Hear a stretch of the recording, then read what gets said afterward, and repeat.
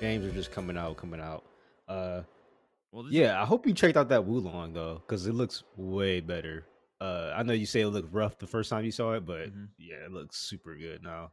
No, It looks like I Neo watched more 3. recent gameplay because wasn't there a demo? Yeah, there was a demo, but I think they're about to drop another demo, or did it already come out? Fuck, I'm probably missing this weekend. Okay, I'll check that out too. Is it co-op? Probably not, right? Yeah, it's co-op. Oh shit! Oh, I don't know if the demo's co-op, but the game itself is dang it, co-op. man. Yeah, dude. Like, I mean, the last couple of years have done this to us, where we've just gotten like a absolute like storm of releases in the first part of the year, like first 4 months, and it's just, man, it's too much, dude. It's like it's worse this Yeah. year than it's been the last couple of years too, and I just, dude, Well, I can't keep up with it anymore. It's like it's bonkers, dude. yeah, I think what I'm gonna start doing, which is weird, I got a schedule now. Like usually, I try to save my weekends for me and Deanna, but Mhm. Yeah. usually she's done with me by the end of the day. She's done with me by the end of the Yeah. day, or I can usually get up early on Saturdays. Mhm. So I know Sunday I usually don't touch my game, but I think on Friday nights and Saturdays I'm just gonna kind of block that time off. I will be in Discord, but I'm not gonna play multiplayer games because I really want to play a lot of these single player Mhm. games. And just or the co-op games like Neo and stuff like that, or Yeah. Oolong. So I don't know. I think I'm gonna start doing that, and then even days when like nobody responds, like I'm just gonna come in, work out, and then start playing like some single player games. And then if nobody responds, then I'm gonna continue playing those single player games. So Yeah. Well, it's like a I got to do it more than I do it cuz I think I did it last week a couple times where one person got in the Discord and nobody else got in, and I just kind of let it go and just kept doing what I was doing, that day. Um, I mean, I love playing League with you guys. We'll get into that, but dude, it's just like I was saying before we started recording, I'm still not done with Fire Emblem. I'm only on chapter 20. Like, I still got 7 chapters to go in that game, and then I haven't even started Hogwarts yet. And I really like I probably need to do that this weekend, but I'm having people over Saturday, so that pretty much that whole day is like gonna be shot essentially. So if I do start it, it'll need to be tomorrow or Sunday. So um yeah, I don't know. I'm struggling with time right now. It is the multiplayer stuff, man. We play a lot of multiplayer. Our game group has gotten really I don't know. I'd almost call it tight with that the last I don't know, year and a half. Like, I think it feels like it's been, I mean, it's been like this for a few years, but like since we started playing like Final Fantasy 14 like last year or a couple years ago, like yeah. we've been like on this like blitz where we just haven't had like a break where we're not playing anything for a while, like with the group. um and yeah, I've just been struggling to like play single player stuff. Now part of this is on me too because I'm still playing Genshin. That's like that takes up some time also. So I'm doing it to myself a little bit too, but I'm just trying to do what I enjoy though at the same time, you know. Because I do enjoy playing multiplayer with you guys. I do enjoy Genshin. So I'm like, I don't like I was talking about this like a couple weeks ago. I don't want to force myself to play games I'm not in the mood for, because then I'm just not gonna have Yeah. fun with them.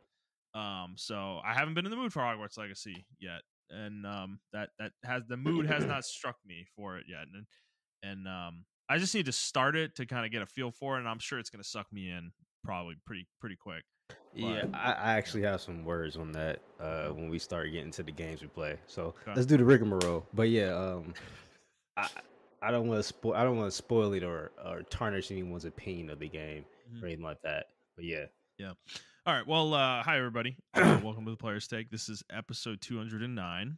I'm your host, Justin DeSimone, and my co-host, as you've heard him, is Montrell Rice. We'll just get into the rigmarole real quick and just start going here. So for those of you who haven't listened before, this is our weekly show where we talk about video games, video game news, and other topics pertaining to video games. We post at 6 a.m. Central Time on Fridays on Apple Podcasts, Google Podcasts, Spotify, Stitcher, and your favorite podcast app of choice. And if you'd like to send us questions, You can do so on Twitter at The Players Take, or you can send us an email to theplayerstake01@gmail.com. All right, let's not waste any time this week. Let's get right into it, Montrell, with what we've been playing. So do you want to go first? You want to start talking about Hogwarts right away? Yeah, I'm gonna go first. So I've been playing Hogwarts, and so there's a conundrum with Hogwarts. That kind of happens in all RPG games. Only game I really didn't really have it in is like Mass Effect, to be honest with you. Maybe because I was so invested in that story. And I'm invested in a lot of stories, but like a lot of RPG games go through this dead moment, and I'm at that moment. I don't know if y'all know that with RPG games, like Western RPG games in particular. Um, you go through this moment where it's just like not fun to play. And I don't mean that in a bad way. It's just like there's a lot of boring shit to go through because they're trying to set up a lot of shit. Mm-hmm. Um, Busy work. yeah, and Well, we I'm talk like about this in that. bloat, right? There's probably things Yeah, I'm probably going to talk about this when I play this game too. I'm sure it's there, right? I talked about this a lot with God of War Ragnarok, right? Bloat, things that don't need to be in the game. They make the game actively worse by being present, like periods of like arcs within the game or levels within the game that they're just there to add time to the game, and it sounds like Hogwarts has some of this stuff as well. Um yeah. So the thing with Hogwarts is like they really want you to go through the mhm. student wizardry experience, Yeah. and I respect that. I respect that a lot. Actually, you are a fifth year, and you need to learn shit and Yeah. all this, Yeah. everything.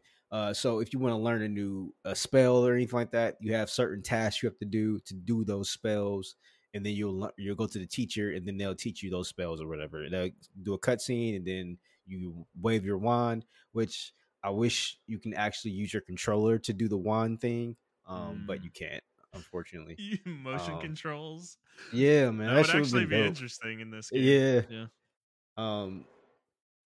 So, yeah, because you only do it one time when you learn the thing, and they have the actual motion on the screen. Like it Mhm. wanted to do that, but Yeah. I don't know. Maybe they couldn't incorporate it somehow.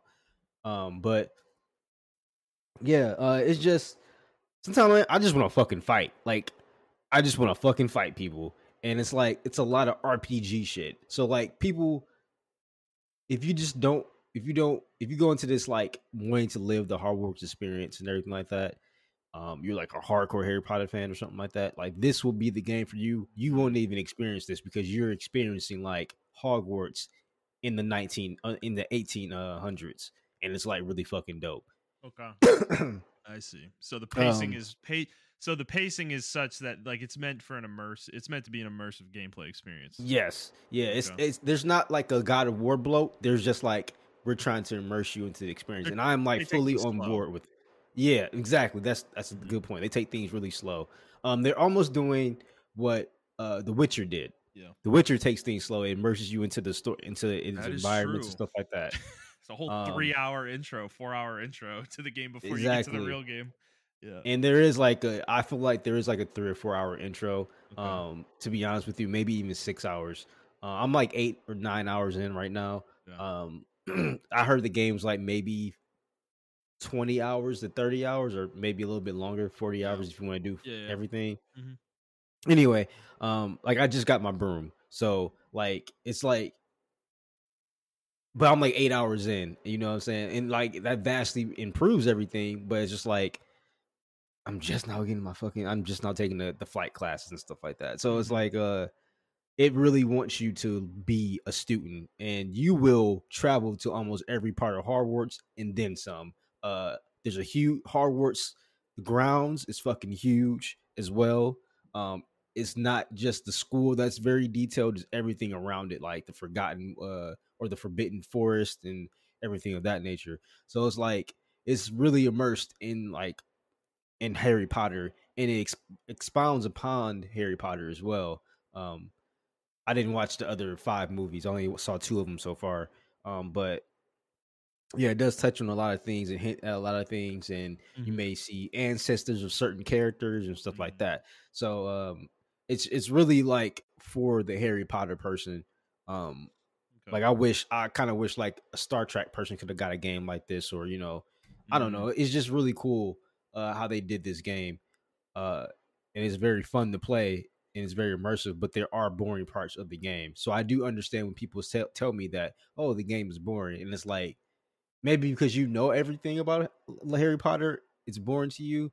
I don't know everything about Harry Potter, and it's still kind of like it still gets stale at certain parts because it's trying, in my opinion, it's trying too hard to immerse you into the environment. Yeah. If that makes any sense. Yeah. But besides that, I do like the game. But yeah, and I haven't touched Dead Space unfortunately, and I haven't touched Fire Emblem Engage, like, and I haven't touched High Fire Rush. Like I just been I like mean, we're talking playing, about it, right? We don't have time, dude. We're playing too much League, man. Like yeah, we're and killing ourselves with this. and then Mulan comes out next week, and then I think I bought another game, Bright Memory Infinite. I should put that on there. It's like a first person shooter game with like Devil May Cry elements. I don't know if you guys play like what's that one game called? I think it's called not Tokyo Ghostwire, but Ghost Mm-hmm. Runner. I think it has parkour elements like that. But you Mm-hmm. can like launch people in the air and do air combos and stuff. But it's all first person. Yeah. Um, it's a $20 game. I caught it on sale on PSN for about $10. I bought it and I'm actually having a lot of fun with it. Yeah. There was a PSN sale for President's Day. I'm sorry y'all missed it, but there were a lot of good games on sale. Like Returnal was like $15. Oh fuck! Really?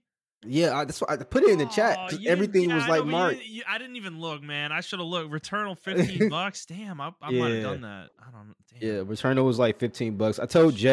Jet to like buy a lot of those games because he was asking me before you got into the Discord one day. He Yeah. was asking me like what games should he buy and everything for his PS5, and there were a lot of PS5 games Mm-hmm. that just recently came out, or not recently, but the last year Yeah. that just came out. That were on sale and that were like really good deals. So yeah. But yeah, that's what I've been playing. I mean, we're gonna talk about League of Legends and Apex Legends with each other, but as far as what I've just been playing, Memory Infinite, and I didn't put that on the list, but in Hogwarts Legacy, and there are other games I just want to fucking play too, man. Dude, Like we're I so really want to. fucked. We're so fucked. I'm like looking at the release Yeah, schedule. You got Wolong next week, right? And I think you really want to play that one. That probably yeah. probably is up my alley too. I mean, it is a Team Ninja game, so so that's coming out next week. Then you got Resident Evil 4 remake coming out March 24th. You've got after that is Mega Man Battle Network Legacy Collection Oh my god, I April forgot all 14th. about that shit. Advance Wars 1-2 Reboot Camp, April 21st. Then after that is Star Wars Jedi Survivor, April 28th. Redfall, May 2nd, which I'm not super interested in, but I think you were. Then Legend of Zelda, May 12th. Then Suicide Squad, May 26th. You got Diablo 4, June 6th. Final Fantasy 16, June 22nd. And then going further is Pikmin 4 in July 21st. Like, Jesus Christ. It doesn't really stop until late June, late July, you know? Yeah, Um, and then yeah. isn't Team Ninja releasing another game in between there somewhere? Like that, Yeah, they're or working is on that that. next year? No, that's that open world one that we were losing our mind about. Yeah. That I think that's next year. I don't think that's coming out this Okay. year. Okay. So we don't have to worry about that one. But this time next year we're gonna be talking about that game probably, and then like fucking 12 other AAA fucking games. So yeah, Yeah. I mean the release schedule's crazy right now. And that doesn't even include the stuff that's already come out that we haven't had time to play. Like Octopath Traveler 2 is coming out tomorrow. And I bought Metroid Prime, and I still haven't Metroid played it. Prime, I want to play that. But yeah, Octopath Traveler 2, I'm hearing fucking awesome things about that game. It sounds like it fixes a lot of the issues the first one had. So it might actually be something I want to play. Wild Hearts, which I think we're both like kind of interested in, but not. Yeah, I'm definitely interested in it. I'm Yeah, trying to let it cook to see what the end game is like. I'm yeah, trying to wait for people to get the end game and see if it's worth it or not. yeah. It So hasn't even been out for a week, so yeah, need to let that one go for a little bit. So yeah, dude, it's just I don't know. There's a lot of shit, and then there's games I didn't play last year, right from this time last year that came out. It's I got like 5 or 6 games over there just sitting there. So I'm like, I'm behind. I have a backlog. I'm already backlogged this year. I'm never gonna catch up. It's just unfortunately just the reality. Like I never even played Elden Ring, right? I know that's crazy, but that game's size is just so intimidating, given how much like stuff I have to play. And I know we play a lot of multiplayer stuff, and that's our problem. If we cut all that out, we could play a lot more single player stuff, but it's just not the life we live. We enjoy the multiplayer stuff. We have a friend group, very dedicated Static. at this point, and I'm taking advantage of it while I can, because that might not always be the case. So, anyways, what I've been playing. So yeah, Genshin, not much to say there. Fire Emblem, not too much to say there either. I'm in chapter 20, like I said. I'm just trying to make my way through it. I am still kind of doing side content here and there where I can, taking it a little slow, but um, I'm honestly just playing it in like in between moments when I have like an hour at the end of the night or something after we get off, if I'm not feeling like going to bed quite yet or something like that. So that's why it's taking me so long. I'm not really mainlining this game right now. And then Apex, I guess we can talk about Apex a little bit. The new season came out. Was that this Tuesday? No, it was last week, right? Yeah, that was Last last week. week. Yep. Yeah, last Tuesday. Valentine's Day. Yep, Yeah, I Valentine's Day. know. Yep. And it's good. It's good, man. I'm having fun with it. I think the game feels good right now. It feels better than it has in the past. Definitely when we're playing, I'm feeling a lot more. I'm not feeling that frustration as much. It's still there though, for sure, dude. Like I still have my moments with it where it just pisses me off and I want to quit. Yeah.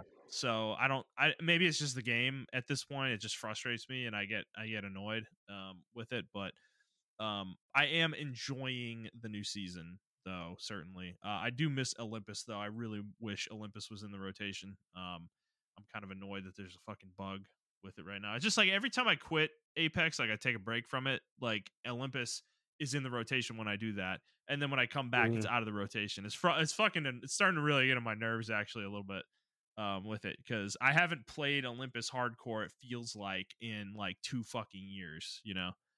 Since like season 8-9 range. Um, Yeah. and that sucks because it's my favorite map in Apex, like by far. It's not even close, to be honest with you. I love that map. So, but what about you? How are you feeling with Apex right now? I feel good. I do have want to mention one thing. I'm sorry. You were mentioning Octopath Traveler, Mhm. and I don't know why the algorithm on YouTube recommended me this game because I don't even play the game. Yeah. But have you heard of a game on Steam called Wandering Sword? It It's sounds an Octo. familiar. It's an Octopath Traveler light game. I recommend you check it out. I'm meaning to tell you about it, but I'm gonna wait till the podcast to tell them. It Wandering looks Sword. actually really cool. It's on the Steam Next Fest. You can download a demo of it. There's a demo. It's like Interesting. yeah, it's a real time strat. You can change it to turn by turn or real time strategy. Yeah. Um, it looks pretty Oh, cool. It it's has the grid. same It's grid graphics. based. It's like Yep, it's like a tactical game a little bit. yep, Oh, that is interesting. I'll put yeah. that on the So wish list. yeah, I figured you would like it because it looks like something you would like. It, So yeah, it's not out yet. It does have a demo, but it's not out yet. It doesn't look okay, like so. Yeah, it says planned release date 2023. So it looks pretty good. Got some no user reviews since it's not out, but yeah, definitely looks very intriguing. This is like old, kind of is like it looks like a cross between like a Final Fantasy game or even an old school maybe Tales game and like I'd say like Lunar. You could because you remember Lunar. Did you ever play Lunar? yeah. I played it. Yeah, you remember how your characters would actually like it wasn't strictly grid based, like you didn't position them per se, but your units would move around the battlefield, and that actually mattered. Yeah, Where they yeah, were standing, because they might not get hit by certain attacks if they were far enough away from an enemy or in the right spot yeah, necessarily. Now that this is more strict, it seems like you might actually control where your characters are per se, like on the battlefield. But yeah, it does look pretty cool. Art style is very good. Looks yep. I know it looked really cool. So yeah. I might play that. It looks really cool. But yeah, Yep. for Apex, it is feeling really good this season. Um, I was actually talking to one of our friends yesterday who was like, he really doesn't want to play it. And one of our other friends recommended to him. He's like, he always over exaggerates or whatever. And Yeah. I was telling him like, no, he's kind of right. We only ran into one full pred squad so far. At least when me Jet and you were playing, I think we only ran into one Mhm. full pred squad, and that was on norms. And then we went to ranked, and I think we only ran into one master. But besides that, it's been Smurfs. But the Smurfs themselves have been trash. They haven't been like God Smurfs like we used to play in season 15 and 14. Um, Yeah. yeah, we've been outplaying a lot of the Smurfs that we've been coming across. Yeah, it's just frustrating right now, and I think that's because we're still trying to get to the level that we were when we Yeah. quit season 15. Cause like season 15, y'all, we were like peak condition. Like we knew how to move and Yeah. everything, Yeah. man. Um, so Well, uh I think the thing I've noticed the most right now is I think the character changes for the classes for all the characters have been a very welcome addition to the game. I think giving yes.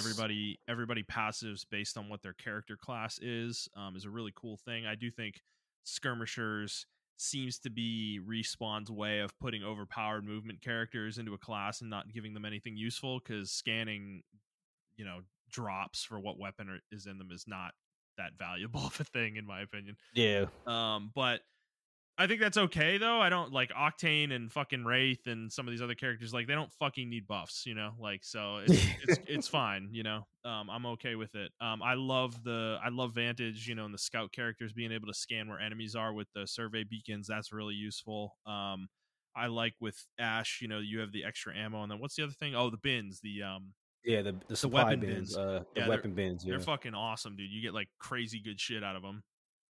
And then the other one is Jets. He can craft character banners, respawn banners, Yep. which, to be honest, was the perfect buff for the way he plays, because he already played like that was in the game before it was implemented in the game, because he would run away from combats that he felt like we were going to lose and just try to survive, you know, and Yeah. sometimes he did it too early, to be frank.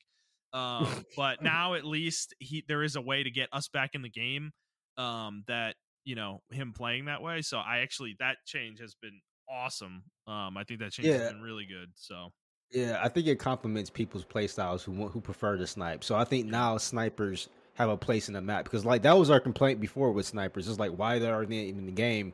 They don't complement any kind of play style because you can just push, push, push. Yeah. With this, now he has a players like him as well have a reason to sit back Yeah. and kind of watch us and pop shots and stuff like that while Mhm. we rush in and stuff like that. Yeah. Also, like it gave this buff or this change to the player or the characters. It gave a new light to other characters. Like I might start playing crypto now because my passive of crypto, we're off the grid, all of us won't be seen when they start doing the recon stuff now. So he's like super valuable now. And I was wondering why crypto players are like popping back up. And that's why I forgot about his Yeah. passive. Yeah. Uh and then it also nerfed other characters that need to be nerfed. And you can still play those characters. Like Seer is still viable in my opinion. You just have to know how to play him now. Like you Right. just can't auto pick him and like and know everything. Yeah. So I don't know. I think this is a welcome change. I actually like that they did not do any type of characters or anything like that, new characters or anything like that. I'm like that they're still tweaking the game because they're still doing minor buffs and nerfs here and there and stuff like that. Um, I think this is what the game needed after a while because we didn't play. You didn't play season 15. You played a little bit, but you The quit. very beginning. Yeah. Yeah, the very beginning. But like season 14, that's when we were peak condition, not season 15, but season 14, we were peak condition. And yeah, that's when a lot of people quit, not just us. And I thought it was us, man. I'm like, man, maybe we're just being bitches because we complain. But like, no, the entire community was like, this game is not in a good state. Um, so yeah, I'm glad they finally see it because it probably was affecting their bottom line, and everything Hmm. like that. And they didn't want to be one of the. I mean, they weren't going to get shut down, but they didn't want to be one of the live service games that get shut down. Yeah. So yeah, I'm kind of glad that someone kicked them in the ass in the studios, and this is happening. So Well, I'm happy. I Yeah, yeah, I think one other thing I want to mention too about the state of the game itself is the weapons. I feel like are actually mostly feel like they're in a really good spot right now. yeah, Um, yep, because it's interesting. They nerfed the 301 and then they nerfed all assault rifles in general because they made their hip fire worse. So they're more intended to be mid range weapons now.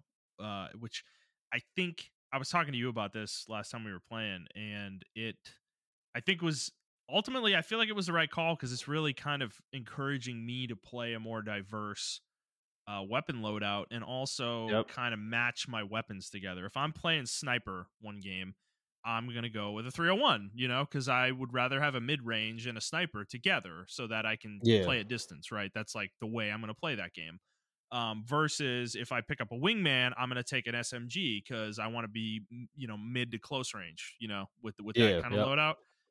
And I really like that change now. It's kind of because what it would be before is I just run 301 with every weapon. It didn't matter what the secondary was. Everybody read Yeah, it 301, worked in whatever. any situation, no matter what range you were at, and it still can. It's not like the gun fucking sucks now. It's just, I think it's a lot more balanced though in terms of what it kind of encourages you to do as a player now. So I like that a Yeah. lot. I love the fact that they buffed the R99. I don't think it needed a buff, but honestly, that weapon is like it feels like it's at pretty close to the top of the heap right now in terms of short range weapons.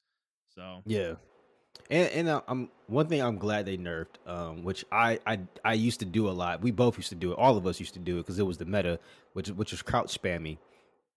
They nerfed the fuck out of crouch spamming, even with the SMGs. mhm. And I'm actually kind of glad they did that because not only does it encourage people to just straight up fight and like get better shots, newer players can come in and they don't know about the crouch spamming thing and get fucking totally, fucked or whatever. So I actually like that they nerf crouch spamming across the board, especially for assault rifles. You can't crouch spam with the assault rifle at all. It's Yeah. fucking terrible. Mhm. So yeah, I definitely agree with you. All the changes and stuff like that. I still think they need to work on the matchmaking. I still think they need to work on the Smurf problem because there is a severe Smurf problem. Um, Yeah. uh, yeah, they just need to work on that. Like that needs to be the next thing they tackle is how do we deal with the Smurfs? That and hackers. Yeah, and hackers. There's Yeah, still hackers for sure. yeah, We've still a run lot of into hackers. a few. So, Yeah, so um, so yeah, moving on to League. Talking about yep. League. We've we've been on a bit of a tear lately. We've played every night this week. And I don't know, man. I'm having fun, dude. I think I have a wide range of characters I play now. I'm up to 8 or 9, I think, that I'm playing between two different roles, and I want to add more. There's more that I've bought recently that I'm with Blue Essence that I'm planning on trying at top next time I end up playing that, and I'm just having a good time. I think the bots though, I might need to add one or two more bot characters because the ones I play are starting to get banned pretty consistently. Yes. Yep. Samira and Trist especially, so it's boxing me into Jin, Varus, and Zaya, and they don't fit in every team comp, Yeah. unfortunately. So I feel like I need to add one or two more ADCs to kind of balance it out and give me some more options when Trist and Samira get banned, because Hmm. we were talking about it yesterday, man. Trist right now, dude, I've started playing Trist a lot. Like when she's available, I'm starting to just pick her because I'm having a lot of fun with her, and bro, like I think she's the best ADC right now. I know people think Draven is, but bro, like No, she's fuck, definitely like a like sneaky peek, yeah. bro. I Like think people are starting I, to realize it too because she's getting yep. banned a lot. She's getting banned a lot in our games. It's interesting. Yeah. It's weird because like the meta online and then in reality is like Yeah, almost different. Um, there are a lot of secret picks out there, people who just haven't been touched over like a couple yeah, of patches and stuff like yeah. that. And I think Tristana is one of them. She hasn't been touched for a while actually. Um, and she's always had that same consistency as far as power. And she flourishes in almost any meta. If she's not A tier, I don't think I ever seen her drop below like B. And I'm being generous Well, with B. she I has don't a think I ever. really well designed kit. I think it's. Yeah, I know. Jet was getting annoyed yesterday, and it feels like she's overpowered. But I mean, she was overpowered in the matchup he was playing. I mean, he was playing Ashe yeah, against a Triss. Like, yeah, dude, you're gonna get fucking destroyed. Like, sorry, like it's a bad matchup. Like, what are you gonna do? Arrow volley her as she blows your health up with her fucking bomb and bursts you down? Like, good luck, have fun. But I think she's not immune to matchups though. Like she's safe, she's pretty safe, but there are ways to kill her. She's not unkillable. It's just I think a good Triss player, like she is really difficult to deal with though in bot or mid. And I'm starting to get to the point where she might be my best champ. I feel like right now. Every time I'm playing her, I'm like kind of dominating. It feels like, especially late game.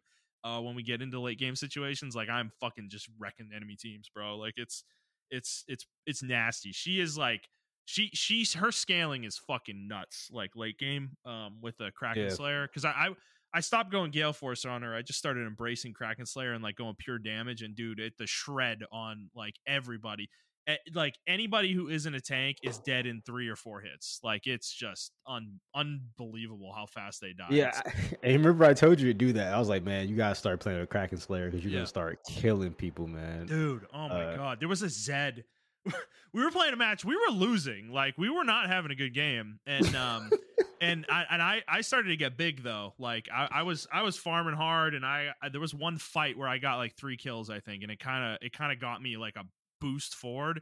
And after that, like I just started shredding the fuck out of their squishies, like on their team. Like there was a Zed dude. yeah, Anytime I saw him, I was literally alone. Like you don't usually do this as the ADC. I was alone going against him, and I would just, dude, if I saw him, I jumped, bomb, shot him 3 times, dead. He was gone. Like he evaporated. Like he couldn't do anything. Like I'm yeah, sure the guy was like wanted to throw his fucking keyboard out a window. He was probably getting so pissed because I mean I would too, dude. It's like you can't even react. Like I was killing him that fast. Like Trist is crazy, crazy strong. So I'm having fun with her. She does feel a little overpowered, but I don't care. It's a character I've always played. Like I've played her since beta, so mhm. I'm just kind of enjoying the spotlight, I guess, right now with it Yeah. while I can. I feel so. The reason why I'm really not worried about her Mhm. getting nerfed, because she's been like this Yeah, literally for like the last 2 years. I don't think they touched her. I think they may have changed like 1 or 2 damage numbers because she was a yeah, terrorizer in mid one season. Um, yeah. but that was about it. I think the thing is they changed her W because I think her W does magic damage, right? Yes, it It used to does. do physical damage. Yeah, so it used to do physical damage. And they Oh. changed it to magic damage because I think it was like season 10 or something. And Ooh. she was going mid and she was just terrorizing people. Oh And they're my like, all god. right, we're gonna change her W to magic now. Yeah. And it scaled off crit too, I think. It was Oh my insane. god. Yeah, that's Yeah, nasty. so Yeah. but yeah, I don't know. I'm actually enjoying top and I'm enjoying like my I'm trying to stay away. Like the reason I don't pick Kindred, and even though Kindred is like super meta right now, she actually counters a lot of the meta in jungles. I'm trying to like try other junglers and stuff like that Yeah. that are particularly fun and stuff like that. So I like Kane a lot. I actually do like Maokai, but he's getting nerfed. Uh, I try to stay away from Warwick because like him and Kindred used to be my go tos.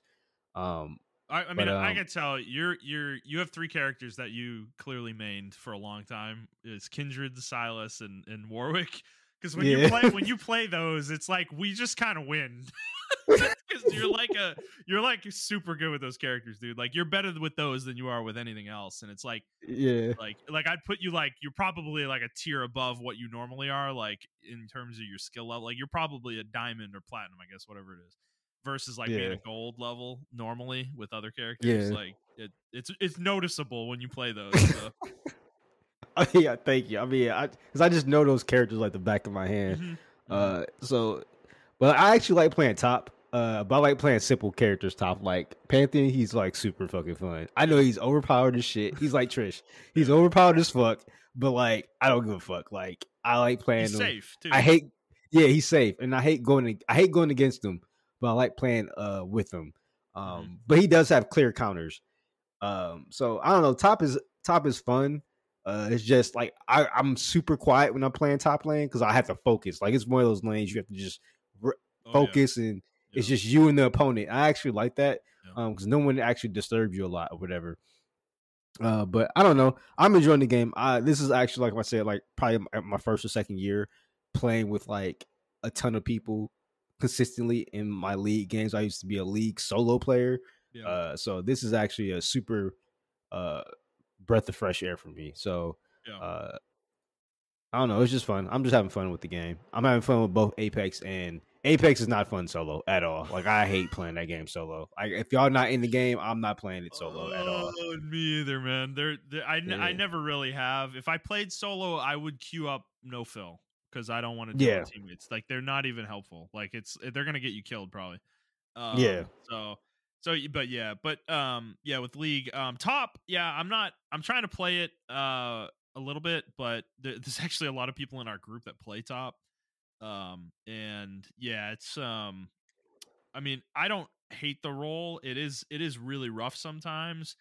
I think the thing is, I need to play some characters that are a little bit more meta, I guess. I've been playing characters that are not meta up there, like Yone and Set. Set's fine. I don't tend to get dominated too hard as him. Hmm. But Yone is like feast or fucking famine, bro. Like depending on the Yeah. matchup. He is just not. He's not that strong right now. I know, like one of our friends who plays mid fucking hates him, but dude, I'm like trying to tell him he's not that strong right he's now. str- It's like he's he's strong against strong certain mid, but characters. Yeah, yeah.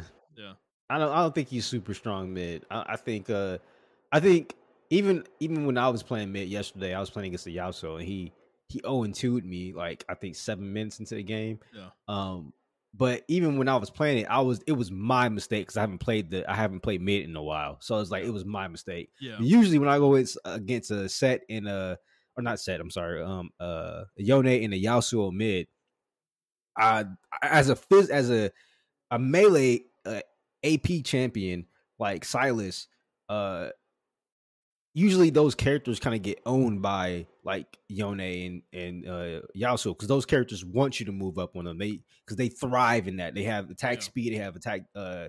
damage and everything. Hmm. But I don't know. I just find it easier, especially Yasuo. He's really easy to go against. Once you pop his shield and you pop his wind wall, he's like super vulnerable. And that's what I'll be trying to tell Jet. I'm like, Jet, man, all you gotta do is just pop his shield with the auto and then bait his wind wall out. He's literally useless. It's almost the same, but Yone has like more tools. But with Yone, all you have to do is like, I don't know, you just have to read his cooldowns. Like just read them, and Well, then I think the thing once with you read Yone his is like if you're playing a character, if you're more powerful than him at any given time, bully him out of the lane. He can't do anything. Like if he can't fight yeah, you, then he can't fight you. He can't run from you. Like he has no escape mechanism beyond his E, which to use it as an escape mechanism, you need to be very clever with it. It's not something that you just hit and you're out, like yeah, so if you're ahead of him and you're winning against him and like he can't fight you straight up like 1v1, then dude, he's fucked. That's the thing that's the problem with playing him top is like when I was getting behind and I'm behind, like dude, I just get bullied out of lane. I can't even CS. Like it's like a nightmare. yeah. So that's the issue with him. I bought some characters. I'm gonna try some out. I got Gwen, I got Olaf, I already had Jax. There was one more I want to try. Oh, Camille, yeah, is the other one. I got her as well. I want to try all of those and just Ooh, start. Camille is like, I think you're gonna love Camille. Yeah, I She's want to. super fun. I just want to start playing some different characters, see how they work, how it feels to play him. Like I like Yone, he's fun, but I don't think top is really the right place to play him. I think if I ever play mid, I'll probably play him there, a little bit more. Cause yeah, I don't know. He just feels really vulnerable top because he doesn't have an escape mechanism, and he's not Yeah. super defensive either. He only has that little baby shield he gets from his W. And Hmm. that maybe blocks an auto, it's nothing big. So when you're playing against somebody who can poke you or run you down, like there's not much you can do other than stand and fight or try to get to your tower. But if you decide to run, you're just going to be at like a quarter health, with them. It's like, Exactly. Yeah. so you're kind of stuck between a rock and a hard place a lot of the time. If people get aggressive with you, there's not a lot you can do unless you can win the fight, Yeah. which yeah, And I think for our particular friend group, I don't know. We have to start branching out because I want to play more roles. Like I just want to play. yeah, Sometimes I do want to go back to like I want to go back to support. So yeah. that role is like super fun. I want to go back mid and everything like that. I just We want gotta to play get Jet different. off mid. I think that's the key. Yeah, yeah. We got to get Jet off mid. We got to at least get Brad mid sometime too because I know he wants to play his Yep, Akali mid and I yep, understand that. yep. So Well, like I think yeah, we need more people playing jungle too, because the only alternate we really have to you is Andy. Like he's the only one really willing to do it. yeah. And I like want to dabble in it, maybe, but I just don't know It's it one that of those well. roles So I'm gonna suck I really under bad. It's one of those roles where I understand why people don't want to play it. It's a super stressful role. I don't wish it on anybody. And when y'all say y'all don't want to play it, I completely understand. I'm like, you know what? You're right. You don't have to play it because it is a really tough role to play. They made it easier to play because they actually tell you what routes to do on the map, and everything, what to buy. Huh. But Okay. it is a tough role, still, in my opinion, Yeah. because you have to look at timers and when certain objectives are on the map and everything. So I may be over analyzing the role, but it is one of those roles where it's like a super powerful role. No, I mean, I might If try it. done I right. just want to get more comfortable with top first, I think, and then I Yeah, might start I, messing I around with it. I think all of us should like start swapping so we can understand each role, Yeah. and then someone goes into jungle. Like Hmm. like that's how I did. That's how I even landed at jungle because I started playing each role. I started actually top, which is funny. I started top lane, and my first character I played with was Shin, and then I transitioned down to the mid lane, and I was like, I don't like mid lane too much. I transitioned down to ADC, then I went to the support, and then I landed at jungle. Because I just saw how important the role was and how free forming it is. I'm not constricted to the lane, and that's why I actually like. But yeah, I feel like everybody should just play other roles and stuff like that. Even if we lose, I mean, it's super frustrating to fucking lose because like we know sometime when we're in a different role and that character or that person's not even fucking good, we just don't understand the role or the character we're playing against. Right. Yeah. And then the like compound things, like they always emote us or they fucking type in chat like Oh yeah. easy, bro. And it's like, Yeah. bro, you're not even 1v1 me right now, bro. Yeah. Yeah. Like, Well, so that's I don't why know. dude, I get kind of mean sometimes. I don't emote or anything or talk shit in the chat, but dude, when there's somebody being a dick and I get to the point where I can kill them consistently, I just start targeting them, bro. Like no, I'm not even fucking with you, man. Like they when they like I like make it a point to like be like, look, dude, you weren't good. Like I don't know what your character does, but guess what? I'm powerful enough. I don't need to know. I'll just fucking kill you, dude. Because there was a game we were playing against fucking Graves. I didn't know what Graves did, and we fought him multiple times in battles, but I didn't like see him doing stuff, so I wasn't seeing what he was doing. There was a point in the game where he like 1v1'd me and killed me, and I'm like, Yeah. I literally like said out loud, well, fuck, I don't know what the character does. Like, fuck, like I just got fucked by that lack of knowledge. And then like the rest of the game though, like I kind of started targeting him first because he was the most threatening on that particular team. And once he was out of the picture, I mean, it was just clean up, dude. Like it was easy. So that tends to be the way league goes too. I've noticed, at least with the people we play against. Usually, there's one or two people, if you can get them out of the fight, like either kill them or bait them away from the rest of the team. It's like it's an easy win in a team fight because they tend to be the anchor. Yeah. And yeah, and that happens with us too some games, and it's not based on who the player is. Usually it's more based on the situation, like what character they are and how farmed they are versus everybody else. Like some games it's me, some games it's you, some games it's Jet. It can be anybody really, but that's kind of the thing. Got to pick out who that person is though a lot of the time and figure that out and figure out how to deal with them first, because there are times where I notice where we get in team fights and we like forget about that person and they're like hiding in a bush while we're fighting their team, and then they just jump out and we fucking get wiped, Yep. because we weren't paying attention to them or whatever, or weren't cognizant of where they might have been. And Akali's like a fucking good example where they just, oh my god, I hate that character because people who are good with her, like she is a terror, absolute terror. Yes. Yeah. And yeah, so especially for some of the ADCs I play that are just like fucking battleships. They can't even like turn around fast, like Varus or something. Hmm. So, but definitely enjoying League a lot, having fun. Maybe someday we'll play some Dota, but right now we're playing League and it's fine. I'm having fun playing a MOBA, so it's all good. Yeah. I mean, I'm glad I'm glad some of us are all having fun. I know, like I said, like when we have a bad game, people feel like, and it's not like we shit talk each other. So I don't know. I just don't want people to feel like, especially in our friend group, like they're just doing bad. And that's why I try to stay positive. I Yeah. know I had like one bad day, and Andy won't let it down. Uh, I mean, to be fair to Andy, you did go off. You like tore into everyone in the group for one thing or another. It was funny. No, it's funny. We won't forget it. It was a very funny moment. But because I remember you went off and then everybody was really quiet, and I just go, well, Montrell's pep talk didn't work. Let's go, guys. But no, I mean we mostly keep it light. I know what you're talking about though. Brad had a really rough night a couple days ago where he just got Yeah, dominated like 3 or 4 games in a row top. But he was just getting in his head, dude. Like I mean I've done it yeah, before too, where he just was like, man, I'm shit. I'm so bad tonight. Like I'm fucking awful. I can't even play the characters I'm good with. Like he got destroyed as Mordekaiser, and that's like his fucking main. yeah, And I hate seeing that because like, but the thing is, I know I was. That's what I was trying to tell him. Like, dude, I've been up there recently and had the same experience. Like, I know what I know. It's okay. Like, we're not mad. Because like yeah, I think it was Saturday or something. I was playing top and bro, I was like 0-7 as Yone against somebody. I was like literally we fucking surrendered at 15. That's how bad I did. And it was because of me. Nobody said that, but it was because of me. Oh, it was Olaf. That's what it was. Yeah. And this dude was fucking just like absolutely terrorizing everybody after laning phase was over or like ending.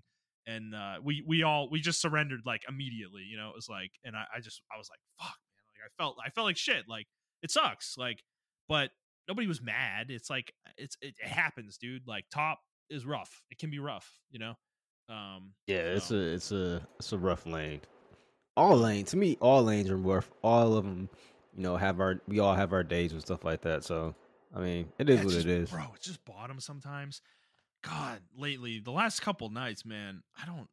It just like goes and comes in waves. Because some nights it's chill, like the jungler never shows up, we never get ganked. But dude, the last couple nights, man, me and Andy have just been getting constant ganked. And Yeah, it's okay. It hasn't ruined the game. Like I don't. It's not like we even lose lane necessarily. And honestly, I'm still having strong games despite that. Later in the game, but man, it's fucking annoying. Like, go away, bro. you know, like these fucking junglers, man. Like sometimes, but it's all good. We'll keep playing. I'm enjoying it a lot. All right, let's move on to the news, Montrell. We got a few things to talk about this week. First of which I don't know how much we're actually going to talk about this, but the state of play. So there was a state of play today. They showed some VR games. I don't think either. I don't know. Do you have anything you want to say about those? I know you're not a big VR guy. I will say one thing about the VR. So I know I've been hating on like VR for like the last 2 or 3 years and been doing the podcast. I actually think though, PlayStation VR 2 and PlayStation VR and VR 2 are moving in the right direction, along with other VR systems as far as making it affordable. I think the VR 2 is like really good. I watched a review on it and everything, and a lot of the stuff they were saying, like I was like, actually, this is really good. And they showed the gameplay of it, and it looks like a PS4 game, almost. Yeah, yeah. And it looks really good. The graphics look really good and everything like that. So I think it's moving in the right direction. My thing is sometimes I can be clumsy, even when I'm like working out and shit. Mm, So I know like that single cord that's connected to the PS5, I know I'll probably like fuck that shit up, and yeah. that's my biggest fear, Hmm. like wasting $550 fucking that shit up. In the controllers, I like the controller design of the controllers and everything. One thing I don't like is I heard if one controller messes up, you got to buy a whole new pair. Oh, that So sucks. Yeah. yeah. But like the games coming out on it and everything and making it more accessible, I think this will push VR into another sphere where it will become the household norm, because I would like to play first person shooters and everything like that with you guys and in a VR setting or something like that. Like maybe one day, we can start getting arcade setups that are like $500 or something like that Hmm. inside our homes and shit like that, where it's more accessible. So Yeah. I am wanting that day. So I will say that is like I do see the possibilities. I finally see the possibilities in VR. But that being said, the state of play, I wasn't really interested in the VR titles because I'm probably not going to buy VR anytime soon. If I have some extra money lying around, then I possibly will get into it. But Dude, if I that's was even on gonna PC. yeah, if I had the money to buy PSVR 2, I probably would buy a Steam Deck before I bought a PSVR 2. So, Yeah, and it's yeah, around the true. same price range. So, I'm like, I don't know. But in terms of other games outside of VR, that game Chia continues to look cool. I mean, Yeah, yeah, again, I don't know if I'm actually going to play it, but definitely stands out every time they show it to me. And then I don't honestly, other than that, there was some weird games like Humankind. This one was really trippy. It's like you're like a yeah. like a weird specter dog that runs around, and you have like this group of like basically what are Pikmin, what look like that's what I was thinking when they were showing it. Like people, they're people, but that it reminds me of Pikmin the way it work, the way it is. And you do like puzzles and stuff, but there's fighting, with all the you fight like uh, evil people. I don't know, I don't know how to put it, but Evil people. yeah. But yeah, it looks all right. And then that what's the fucking Volcano High game with the weird anthropomorphic dinosaur characters. Oh yeah, yeah. That one looks weird, for sure. Um, what else was there? Wayfinder. They show Baldur's Gate 3, which got a release date August 31st, so that's another game to add to the list potentially. Street Fighter 6, some new characters as well, and then they showed Resident Evil 4. So I guess this is the one I kind of wanted to get your thoughts on. I mean, how does it look to you? Uh, it looks actually really good. I'm glad they're actually keeping a lot of the characters and themes. I wasn't expecting them to keep Krauser. So it looks like we are going to have that infamous knife fight that was in Resident Evil 4. I don't know. It looks like they're making it serious. Somehow they're keeping the silly shit in there with the serious shit, and it's working. I don't know how the fuck they're doing it, but they're doing it. I actually like where suplex is one of the cultists, dude. Like, it's fucking hilarious. I don't know. Yeah, the game. If you thought that was crazy, like if you ever play the game, like it's in the original game, it's fucking ridiculous the shit that goes on in that game. Mm-hmm. But yeah, I don't know. I actually really like it. I turned around in the game. Like I was really against it before. Mm-hmm. I wasn't against it. I just didn't understand it. And now that I've seen like the remake and everything, it looks really good. Like I'm very stoked for it. Cool. Well, that's coming soon in March 24th, I think.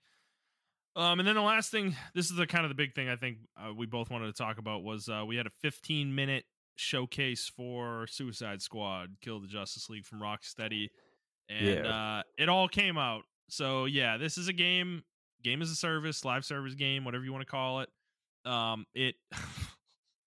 So this video was a roller coaster for me, because when it first started, they were showing mission gameplay, right, of you doing a mission, and they honestly made it look more boring than I could possibly imagine it being, because it just was a bunch of characters running around like shooting enemies. Like it just did not look interesting at all. I kind of hated the way they showcased it, because I'm sure it's not really doing the game justice. But to me, I just was not like into it.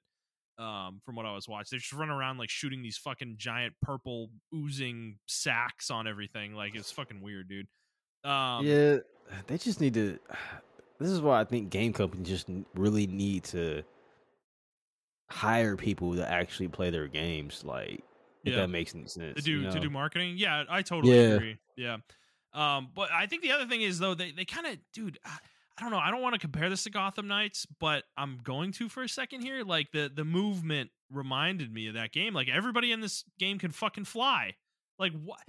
Like it's what? Like the fuck, dude? Like it's fucking weird. I don't like these are characters like Harley Quinn's like flipping around like she's Spider-Man, dude. Like I think that's their issue. The issue is like, how do we get these characters to traverse through the map? Yeah, and that was their solution right there. I will say I agree with that, but I will say the movement looks way better. Oh, for sure, absolutely, no, for sure, no. It looks professionally made. It's just weird though. Like I'm watching the Harley Quinn gameplay right now. Like she's fucking like swinging backwards off of a platform and fucking shooting a Gatling gun. Like it's crazy shit. Like it looks cool. It probably is really fun to play. I'm just saying like. This is Harley Quinn, bro. Like, it's like, I don't know why we're like treating her like she's some insane, like fucking acrobat. Like, that's not really what she was in Batman, I guess. But that's what she's turning into in the modern day. So, she's gotten really popular over the last couple of days. So, I understand why they're doing what they're doing. But I don't know. It's just a weird game. I was like, oh, this game was really cool. And then as it started going on, because I saw the flipping and stuff, and I'm like, oh, this game was really cool. And then I just saw them shooting purple balls, and I'm like, oh, okay, Yeah, this is right. It just looks like a really boring live service game, you know, like yeah, and then but the thing is they hooked me back in though when they started showing the story side of it, you know, with like the Flash and yep, stuff. And I'm like, hmm okay, this actually looks like it might have an interesting, compelling, you know, plot potentially.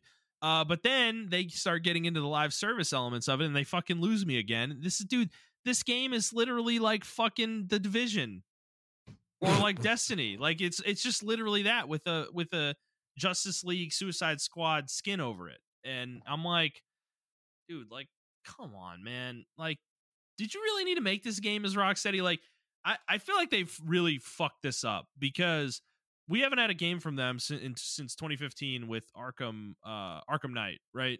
And that game was divisive. Some people think it's great, some people don't. I'm on this camp that I don't think it's a great game, but it is a well-made game. Certainly, it has their quality on it, for sure. So you know, we don't get a game from them for 8 years. And obviously, it seemed like they wanted to go this live service route for whatever reason. But I just feel like they're like 4 years too late with this, you know?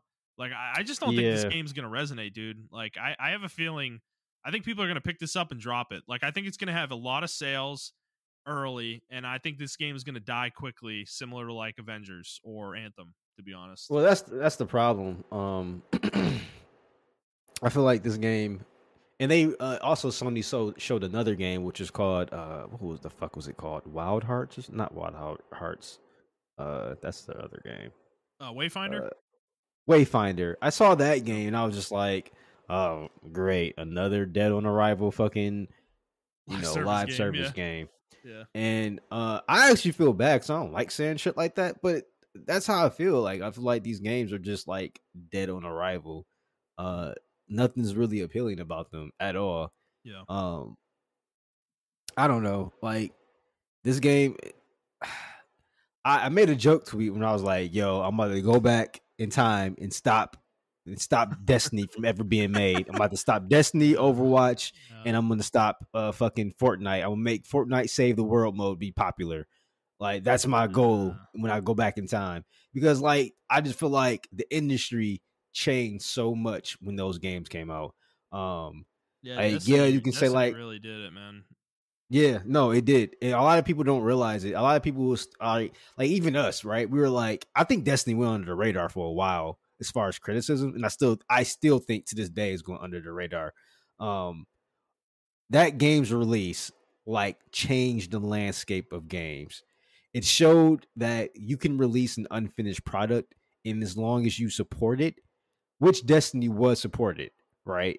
We're not gonna like gloss over that. Like they fixed Destiny 1. I put tons of hours in Destiny 1. I'm not Mhm. even gonna sit here and act like I didn't. Mhm. I love Destiny 1. At the end when I think it was not Iron Forge, but I forgot the name of the last DLC. I was all in. I think I had like over 1,000 hours in that game. It's crazy. Um, but I picked up Destiny 2 and they did the same shit. And then that's when I got off. I never picked it back up. But the problem is like, yeah, we show the industry that, we can do this. This is what we can do now. And then with games like like Overwatch, where it was like a lot of people don't know that. Well, a lot of people do know this actually. It was $60 when it first came out. It was a full service game, and then they had loot boxes on top of that. And Mhm. we hated the loot box system so much that when Fortnite came out and they had their battle pass, it was revolutionary at the time because at the time when battle pass came out, it was worth a damn. Like, and I'm not Mhm. going to sit here and say like battle pass in Fortnite isn't worth it. It's actually really good still, but like everybody has a fucking Well, battle all the pass now. copycats aren't good though. And yeah, Exactly. that's the thing they revealed at the end, that this game is going to have a cosmetic only battle pass. And it's like, what are you guys doing, man? Like why do you think that people want this in this kind of game, man? Like I don't know. I think it's a total whiff, in my opinion. I'm pissed. I'm actually very upset about this game because I always felt like after Arkham Knight, like I there's very specific. I've never really talked about why I don't like Arkham Knight. Mm-hmm. And the reason is because of the story. It's not because of the fucking Batmobile or any of that or the gameplay. Like the gameplay is great. The Batmobile's fine. I don't think it's great, but it's not as awful as everybody says it is. But the The story was what pissed me off because there's a fake out in that game where a character dies and it's all just a fucking hallucination that Batman has, you know? And What? yeah, no, and it pisses me off. It pissed me off because it's like a really important character in Batman lore. And it to me, they were setting the end of the game up for Batman to have a really dark turn. And like in terms of like him getting taken over by some other character, like a villain, one of the villains, like mentally like taken over, like his mind gets taken over by one of the villains. They were setting that up in the game, and then they just at the very end, literally the very end, I'm talking last like literal 10 minutes, they take all of it back, and Batman wins and overcomes the villain, and that's the end of the game, and everyone's happy, you know? And it fucking pissed me off because I just felt like they should have just gone for what they wanted to do. Clearly, it seemed like they wanted to do it. Let Batman, like the end of the game is Batman beats the Arkham Knight, but he loses the internal battle and he actually gets taken over and he becomes the villain of the next game, which could have been a fucking Justice League game. But no, we're getting some bizarro version of that where we're getting a fucking where Batman is evil in this game, but we're playing as the Suicide Squad, and Superman's also evil, and the Flash is also evil, and it's like, dude, like we already did this. Like Injustice did this, you know. Come on, like, man. We did this before. Yeah, I feel like it's already played out, and I'm not excited about it. You know. So that's the problem with this game. I think that's the nail. You hit the nail on the head with the game. The game is 4 years too late. Yeah. Like if this had came out 4 years ago, yeah. I even say 2 years ago. Still, I think it was still on that wave. Still, yeah. If it had came out 2 years ago, it would have sold really well. But we already went through. Like people are now at the point where we're just like, can we just make Superman good again? Like stop making him edgy. Like I don't want to see another edgy version of Superman. I don't want to see this. This version of Batman or whatever, or, because it's been cock teased so many fucking times that it never fucking happened. And then, as far as like the games or whatever, game trends, we had the Destinies come out. We had all the live service games come out, and there were all this other bullshit come out. Yep. And then Avengers blew all that shit up out the water. Avengers came out, that game and ruined, it was fucking... That game ruined it for this game. That's exactly the thing. They needed to beat Avengers out because Avengers has already poisoned the well, right? It's the Marvel version of this game, and it was horrible. The game's shutting down now at this point, you know. But I think, like, going back to the story thing, right? Think about because Batman, right? Everybody loves Batman, right? But why do we love Batman? He doesn't have powers. That's one of the most like interesting things about him, right? He's so effective, but he doesn't have powers. I think the second thing people really like about him is how much of a like psychotic planner he is. Because one of the most interesting things about Batman is that this is like a canon thing. He has a plan for the entire Justice League if they ever turned evil, right? Or got taken over or something, like how to take them out. So imagine if Batman, ironically, was the one that turned evil and he uses all those plans against the Justice League who are trying to stop him, you know? It would be really cool to see it play out, you know? I don't know. Yeah. I feel like that would flip the status quo on its head enough that I think it would be unique, you know? I'm sure there's a story that's been done somewhat like that, but I've never heard of it. Yeah, it's actually a movie, like one of the animated movies that did it. It's Justice League Contingency Plan. Mm-hmm. Someone steals the contingency plans and but it's not Batman himself doing it. Necessarily. No, but he does say at the end, like they're like, how come you don't have a contingency plan for yourself? And he's like, I'm a human, y'all can just kill me at any time. so and they're like, yeah, I guess you're right about that. But it's like I don't know, it's just weird.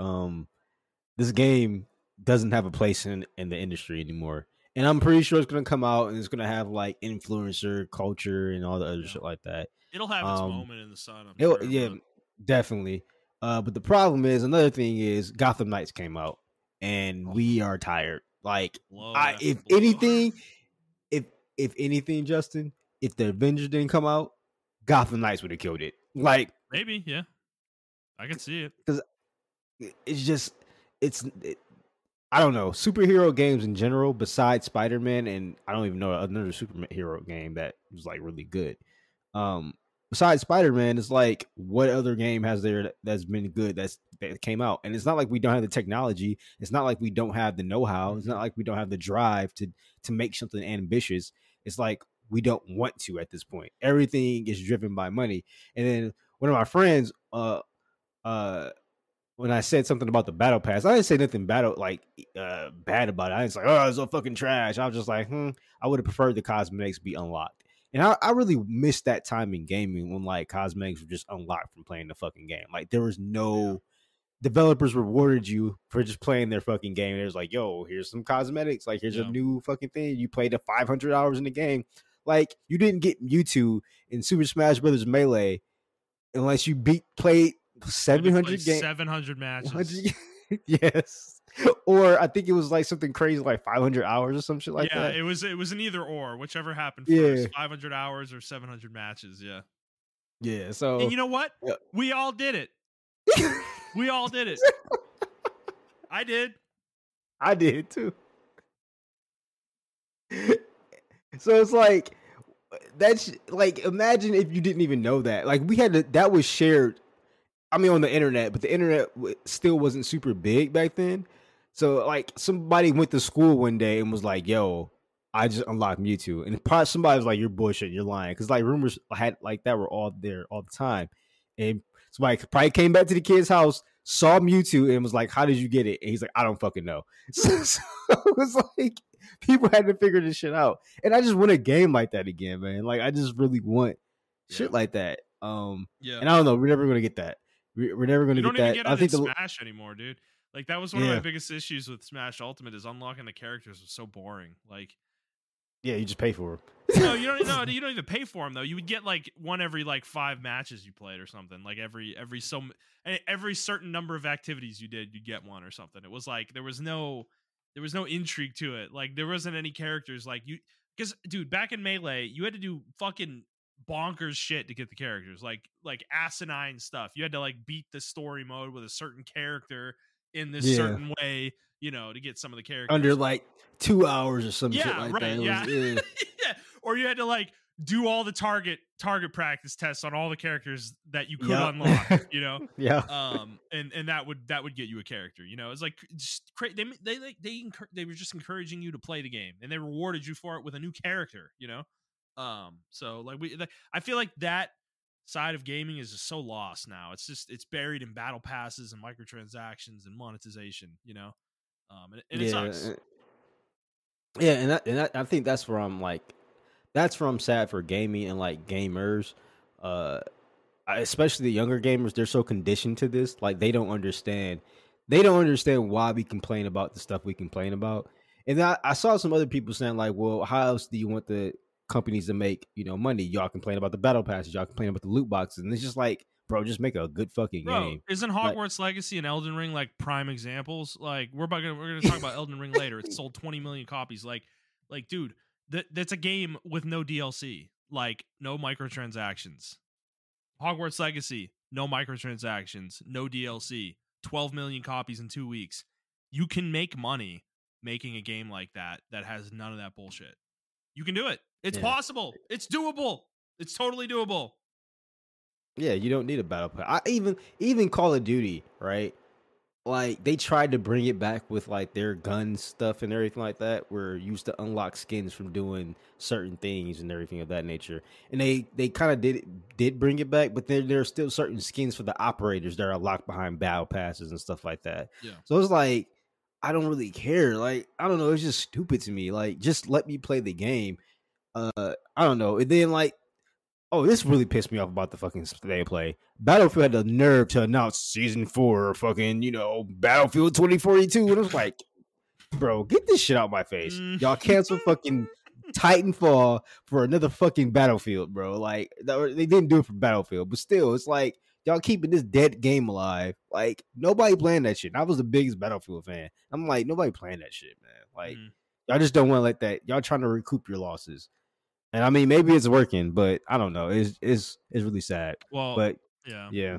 The most disappointing thing about this trailer, though, or what they showed here, was when they showed the menu and they showed the inventory screen, like loadout screen. God. I wanted to kill myself, dude. I'm like, it's another game where it's like 50% damage to crazed enemies with this firearm, plus 7% ammo reserve capacity. Like, can we not figure out how to make itemization more interesting than this Destiny fucking Division style bullshit? Like, I'm It's so over this stuff, bro. Like, or almost like MMOs Borderlands. were a mistake. Oh, yeah, like, dude, I think Borderlands started this, actually, to be frank. Borderlands and That's Borderlands true. 2. Like, So I they would have to really go back in time and stop Borderlands from being made. Damn it! I because like that I game. would say it's Borderlands 2 because that game was huge, right? And that game started this trend. The thing is, that game did it well.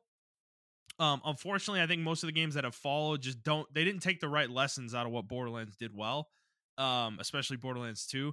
They think people are into like this weird fucking goofy itemization with the guns and stuff and like seeing the numbers pop up over enemies as you shoot them. Like, that's not the reason Borderlands is fun. Like, it's a component of Borderlands that's there, but the thing is, Borderlands 2 was fun because it was a fun fucking shooter to play that had really kinetic action gameplay based around character skills. Like, and even Gearbox didn't get that because I mean, when Borderlands 3 came out, they made Yeah, that we game a saw. shooter. They made that game a shooter, and that's not really why Borderlands was fun. It wasn't fun because it was a shooter. Like, Borderlands 2 was about the character abilities and their builds and how you enhanced your action skill.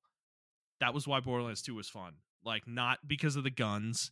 Like, the guns were a component of it, but it was all the weird, wacky shit you did to make your guns more powerful with your character in combination with your action skill. Like, there were all these weird buffs you had to activate with each character based on using your action skill in a certain way or a certain situation, with the guns as a component of that. They were an add-on to the actions, the way you use your action skills, for most of the characters at least. And Borderlands 3 was the total opposite. It was all guns, guns, guns. It like the character action skills I felt like they did nothing.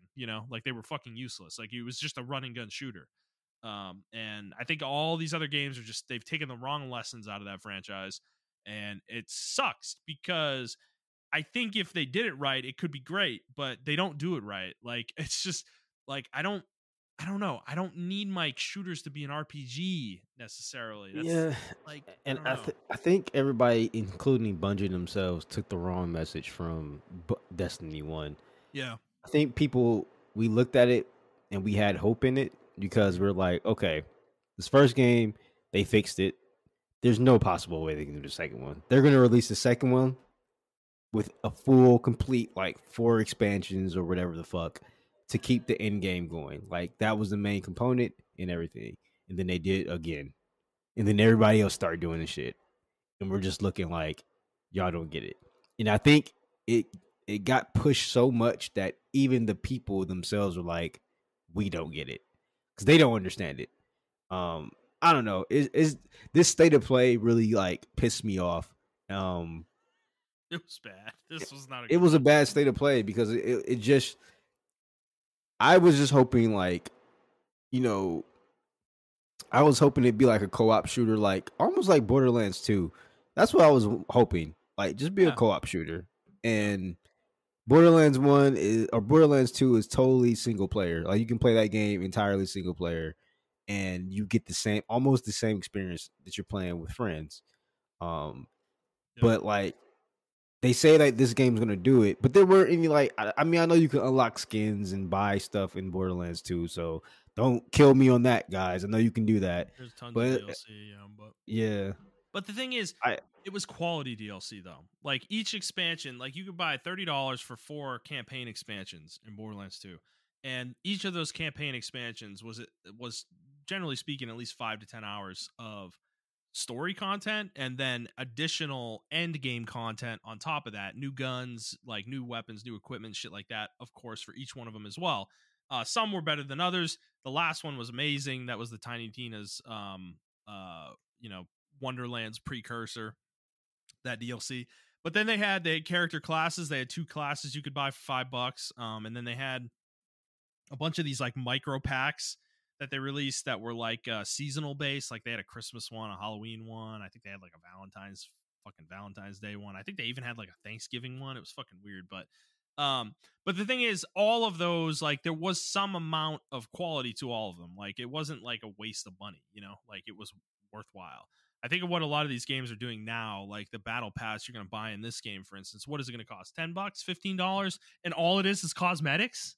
Every what, month or 2 months, you're going to have to pay that much to get cosmetics. Like, And then people huh? are praising that. People are like, "Oh, that's so good," and it's I don't like, know, man. Yeah. I don't know. And I mean, I say this as somebody who has bought League battle passes, which are the same thing, or Apex battle passes, which are the same shit. I mean, it's just like, I'm not necessarily saying they're bad in all situations. I don't really like Apex's battle pass. The only reason I buy it is because if I complete it, that's really the only time I buy a battle pass, is if the game allows me to complete it without buying it, and then I actually do complete it before the season finishes, I will buy it then. That's the only time. Otherwise, I don't buy it before then because I'm not guaranteed that I'm going to play the game enough to beat it.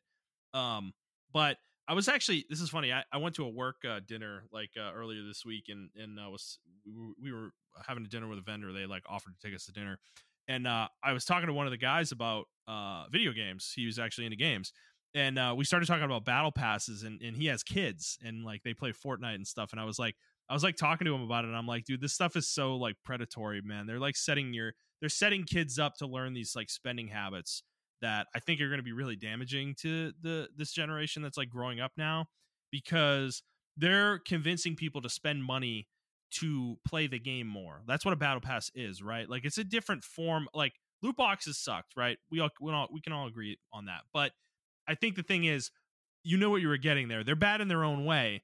They're bad for people who have gambling issues, right? But battle passes are bad in a different way because they become more ubiquitous. And to me, I think the idea that you pay money for something that's not guaranteed is kind of crazy. Because if I spend $15 and you tell me I get all this stuff for $15, I should just get it. I shouldn't have to fucking earn it. And I think some of these games take this shit way too far. Like, I fucking hate Apex's battle pass. What they did to that shit a few seasons ago, where they basically halved the speed at which you could complete it. And there was a little bit of a dust up with that with the community, but everybody moved on and eventually accepted it. I'm still fucking pissed about that shit to this day, because I hate Apex's battle pass now. I have to play that fucking game so goddamn much to complete their battle pass. It fucking sucks. It's terrible. mm-hmm. And I think a lot of games do that now. Like, what I'll say about League's battle pass, easy as fuck to complete. Barely even have to. You don't even have to pay attention to it. You will finish it. If you play the game every day or every other day. Same with Fortnite's. Fortnite's is easy too. That's how it should be. Like, battle passes should not be hard to complete. you know, because you are already taking a leap of faith with your consumers by asking them to pay money to earn things. Like, that's weird. I think that's weird. No, it is. It is weird. And I don't know. People are defending it. I just think people are used to it now. They don't understand.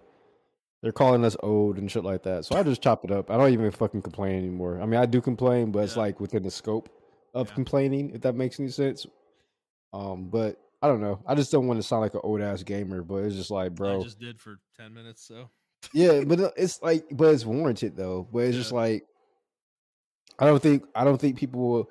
And it's not like I can say like, oh, go back and play these games, because these old games now are like kind of terrible by today's standards, like mechanically and everything like that. Mm-hmm. So it's like, oh, go back and play them. You'll understand. It's like, no, because they don't understand. They didn't grow they up would during have that had to time. have experienced it in context. Yeah, Right? exactly. Because So the thing is, we didn't have other options. There were no battle passes. There was no DLC. Back then, the game was the game. Like, the game came out, bro. They couldn't even patch the game.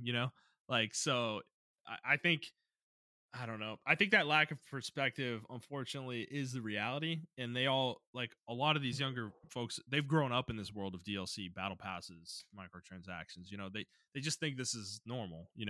And they've accepted this as the norm. And I think many people of our age have as well. Though it's not like it's exclusive to younger gamers. Like, I think everybody's kind of accepted it to some degree, what we're willing to put up with. But I still find it frustrating in some ways that this stuff is so prevalent, but yeah.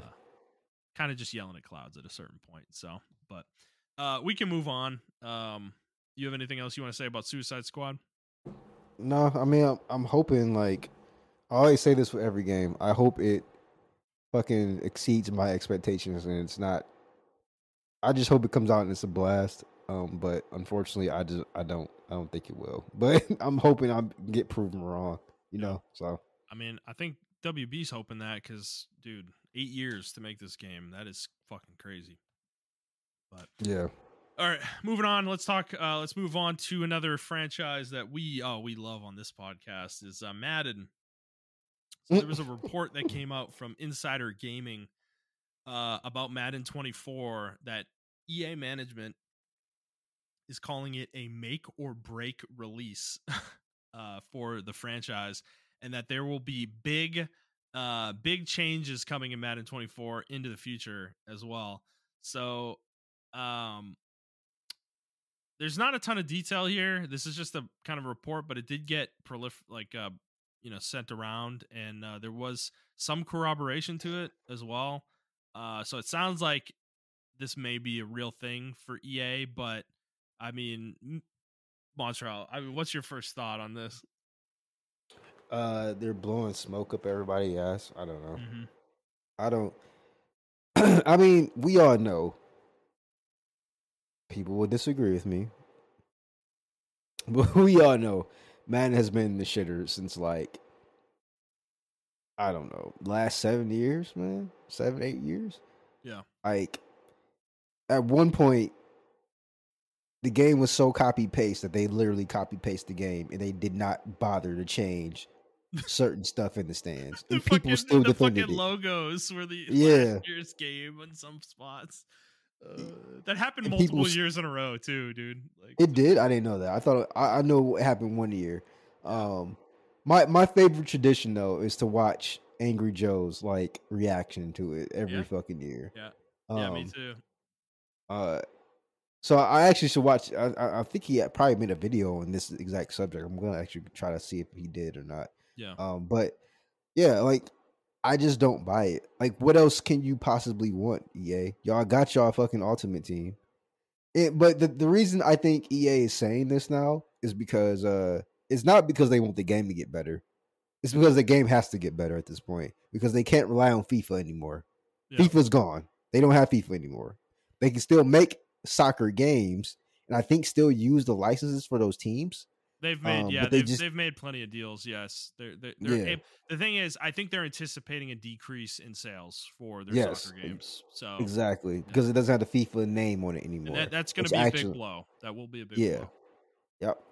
So, um, they're expecting that, and then like they can't do like World Cup stuff. I'm assuming in EA. I'm assuming that's like a big thing, like the road to the World Cup or something like that. They probably have a mode like that, like some kind of franchise mode inside FIFA. I don't play FIFA, y'all, so I'm sorry. Y'all can correct me if I'm wrong if you do play FIFA. Mm-hmm. But yeah, I think this is the only reason why they're doing this. They're anticipating that dip in sales. Investors are going to get upset, and they need the EA team to like stop doing Control C. Like you gotta stop doing Control C, and then Control V. You gotta actually try this time, bro. Well, so that's what it's saying here, right? I think so. This is interesting because we reported on this like a month and a half ago when we came back from the new year about the franchise mode saves getting deleted for a bunch of people. Mm-hmm. That's referenced here in this article, and that may have been a jumping off point for leadership within EA to actually start taking a look at this with a microscope Oh, really? and examining Wow. things. Yeah. Because there apparently has been a 50% discount offered. I believe it sounds like for Madden 24, which to me that's a fucking insult. You know, if I bought 23, lost my save, and you're telling me, oh, well, you can get the next game for half. Fuck you, dude. I'm not buying the next game. Like, you fucking lost my save, you know? But they're at least trying, I guess, in that regard. But um, they are saying though that if sales of 24 aren't great, there could be some leadership changes at EA Tiburon, which is the studio that makes Madden as well. So it sounds like there may be some changes happening. I think this year is not probably we're not going to see a ton of them. Yeah. But there could be a huge overhaul after that. I think my problem is like if you really feel this way, EA management, like put your money where your mouth is. Don't release Madden 24. Don't release a game this year. Take an Yeah. extra year. You know, like What is there for them to lose? take a break, do Madden 25. You know, like and actually like really put some fucking effort into making the game big. But they would And, never do that, right? Like they're not going to do that. So and like this is where I wish the podcast was big, right? I wish we were big because I'm pretty sure like I watch streamers and stuff like that, and they ask streamers like, "Hey, lawyers, what do what does this do?" and stuff like that. And lawyers are coming to the chat and say like, "Hey, like this is what it is," or doctors, what about this? And they'll come into the chat and say this and that. And this is where I wish like we were big too, because I really want to know like, uh, I don't even know what they're called, like NBA people with masters in business yeah, and with an people NBA, with yeah. yeah MBAs and people who are in the accounting department and stuff like that. Will we? I mean, these companies make billions of dollars a year. Maybe like one or two. Let's just be generous and say EA makes like $2 billion a year, right? I think they make Like, a lot more than that, actually. yeah, I'm just being generous, right? Yeah, So yeah. I'm like, let's be generous and say they make $2 billion a year or whatever, and yeah, so or let's go higher. Let's say 5 billion. Let's say they make $5 billion a year. I would want to know just like a general thing, like would taking a year off really hurt their bottom line? Is like the money being siphoned so much in the system of EA so much where they need that money that they're going to get from like the next Madden game to kind of finance the next couple of projects or Mhm. jobs and Yeah. salaries and everything of that nature. Because I think that's an important component when we're saying like take this year off and take this and everything like that. Like I really want to know if we told a game like Call of Duty, right? If we told Call of Duty to take a year off, will it hurt Activision Blizzard's, even though they're part of Microsoft or they're about to be?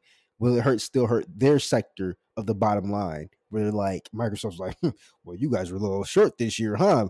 And it's like, Yeah, we yeah, didn't but we release took a a game. yeah, exactly. Yeah. So I am interested in the business side of that because yeah, me and you always wonder why, and I'm pretty sure there are plenty of other gamers. Why don't they just take a year off? Like Well, they can make the game so much better, I think that's the give and take, right? I think they don't want to lose the revenue from the box sales for that year, right? I think that's Yeah, obvious. I think they also think their microtransactions probably will not sell nearly as much in the second year as they do in the first year, right? However, yeah, I think they could do enough. They could keep the game fresh enough. Like I'm not saying you abandon the game in the second year, like you continue to develop, do events and shit within the Madden Ultimate Team and all that shit, whatever bullshit they do in there to get people to spend money. You keep doing that stuff into the second year. And yes, you're not going to have a box release necessarily that makes you a fuck ton of money, but like that, because that's kind of what you're going to lose, right? Is that lump sum kind of box sales of whatever 10 to 15 or 20 million, whatever, however many fucking copies Madden sells every year, times $70, obviously minus all the cuts everybody gets and everything like that. But you're going to lose all that revenue for 1 year. But I think the idea is you make that investment in order to make the game better, right? Going forward, like permanently, right? Like you make an investment at a foundational level to really shore up what the game is, shore it up at a like, the franchise mode, the way the game mechanics work, the animations and all that stuff, getting that stuff fucking super solid. And then that sets you up for another 5 to 10 years potentially, and you use that, and then the hope is that that investment will pay off in more sales than you would have done if you didn't take the break. That's like I think that's really the give or take you're trying to debate between, right? yeah. So I understand that like a company that's trying to have record profits every fucking year, this is capitalism, right, dude? The idea of taking that break is a huge risk, when you're in in a capitalist environment that we're in. It's a huge risk for them, which is why they're never going to do it. But that's my thing, though. From a PR standpoint, put your money where your mouth is, EA. If you really care, take the time to make this game better. Fuck it. If Eh, you want to be fucking greedy, charge people $20 for a roster update. I was just about to say that, like, they Like, can do that and still yeah. get their money, you know? 2K can do that, you know? Like, I don't know, Mhm. these sports games can take a year off where I feel like the amount of time and money they put into the game, they take a year off, they can touch up animations and stuff like that, show emotions on the players' faces and stuff. Because, like, as Make much as real I like to, crowds that actually react to the yeah, game properly. Yeah. exactly. As much as I like 2K, and they change the game every year, like it still looks stiff when they go up and dunk, and they have like facial animations, but it still looks super stiff. Like it's not like Final Fantasy levels type shit. And it's like y'all have the team and the money and the resources where they can do that, and maybe they just don't have the time, right? But they could just be like they can make a game where LeBron James does a dunk and you see the emotion in his face when he makes the dunk and he comes down and he's like super fucking amped and everything like that. All that shit like that. Or in the NFL, we can get like close ups of the other players' fucking helmets and shit like that. And we can see how mad they are. They can do dances and stuff. I mean, they do dances and stuff like that. But like we can just get more emotion on the field. Like, because that I don't think video games understand how much emotion is that the audience is or the crowd is into watching the game and watching the player play. We Mhm. can tell when like the player is just like not feeling it. Like Yeah. when they go and sit on the sideline and they take their fucking helmet off and like Tom Brady's just like looking down at the ground. He's about to go Yeah. fucking ape shit. He about to go beast mode next quarter or some shit like that, right? You can just tell the emotion or some shit like that. And like we don't get that. We don't get that at all in these games. And it's like just imagine if they had like even like 2.5 years to put that shit in the game. That would probably be the best football or basketball game ever fucking made. But they don't want to put that time and effort into it. Mhm. And I was hoping like these single player games like Elden Ring and Hogwarts and stuff like that show that if you put the time into the game, you will get your investment back tenfold as Yeah. soon as the game launches. I'm pretty sure Hogwarts already made its money back and then Oh, some. easy. God of War, dude. God of War made its money back just as quickly too. Like, you know, Hogwarts probably has made its money back like multiplied by 4 or 5, times in terms of what its Yeah. budget was. So Elden Ring, fuck, dude. Oh my god, I don't even want to think about how much fucking money like From Software is probably just like they're like gods at this point. They can do whatever they want. That's how much fucking money they made because that game's budget couldn't be that big. Like I Yeah. don't think that's a $300 million game. Like Yeah, um, exactly. and yeah, so I don't know. I think the other thing too is they call Madden a simulation football game, and to be frank, I never have felt like it's a simulation football game because they always do the bullshit with the 5 minute quarters. Like the game's default state is not a simulation football game inherently because the default is 5 minute quarters, and that's not football. Football's 15 minute quarters. I know people like are so used to Madden at this point that the idea of upping the time it takes to like play through a game is like crazy to them. But dude, I'm sorry. Like if you're gonna call your game a simulation football game, like it needs to actually be real football, like 15 minute quarters. The games need to have real scores. They can't be fucking 150 to 140. Like that's like it needs to play like a real football game. And the effort that you have to go through to make Madden play like that in 15-minute quarters where the scores are real, like actually feel like they're real, is so difficult. Like it's absurd how hard it is to get the game like that. There are whole communities built around this shit, like making sliders that make the game an actual simulation. And it takes people months to get to the point where they get something that actually works right, with every Yeah. Madden release. And I really would like to see EA put a little bit more effort into that side of things. I know that's probably not even remotely on their radar, but to be honest, that would be the thing that got me back to Madden. If there was a mode, a version of the game you could play, like you could play normal Madden with 5 minute quarters, or you can play the real hardcore simulation mode that's 15 minute quarters, and they have like custom settings specific for that mode that make the game feel more realistic. I would come back to Madden for that. Like I really would. That would be a game changer for me, dude.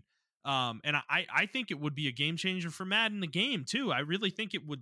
Like I think a lot more people would be interested in it if it was something that EA had available in the game.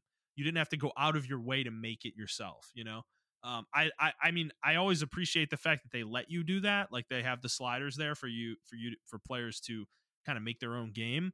But I'd like to see EA put a little more effort into trying to make that themselves. They know their game better than anybody, right? You would think. So it should be easier for them to figure that out.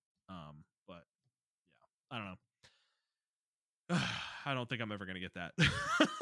But it's just something I want to put out there, because I've done it a couple times with Madden in the last decade, and they were both amazing experiences. Like playing Madden like that was so fucking fun, dude. Like where you play 15-minute quarters and you actually only get a field goal in the 15-minute quarter. Can you imagine that? You're playing Madden for 15 minutes of game time and you only get a field goal? Like that doesn't happen in a game of Madden. It's just touchdown, touchdown, touchdown, touchdown, touchdown, dude. Like that's Madden, normally, but that's not football to me, like that's not real football. Yeah.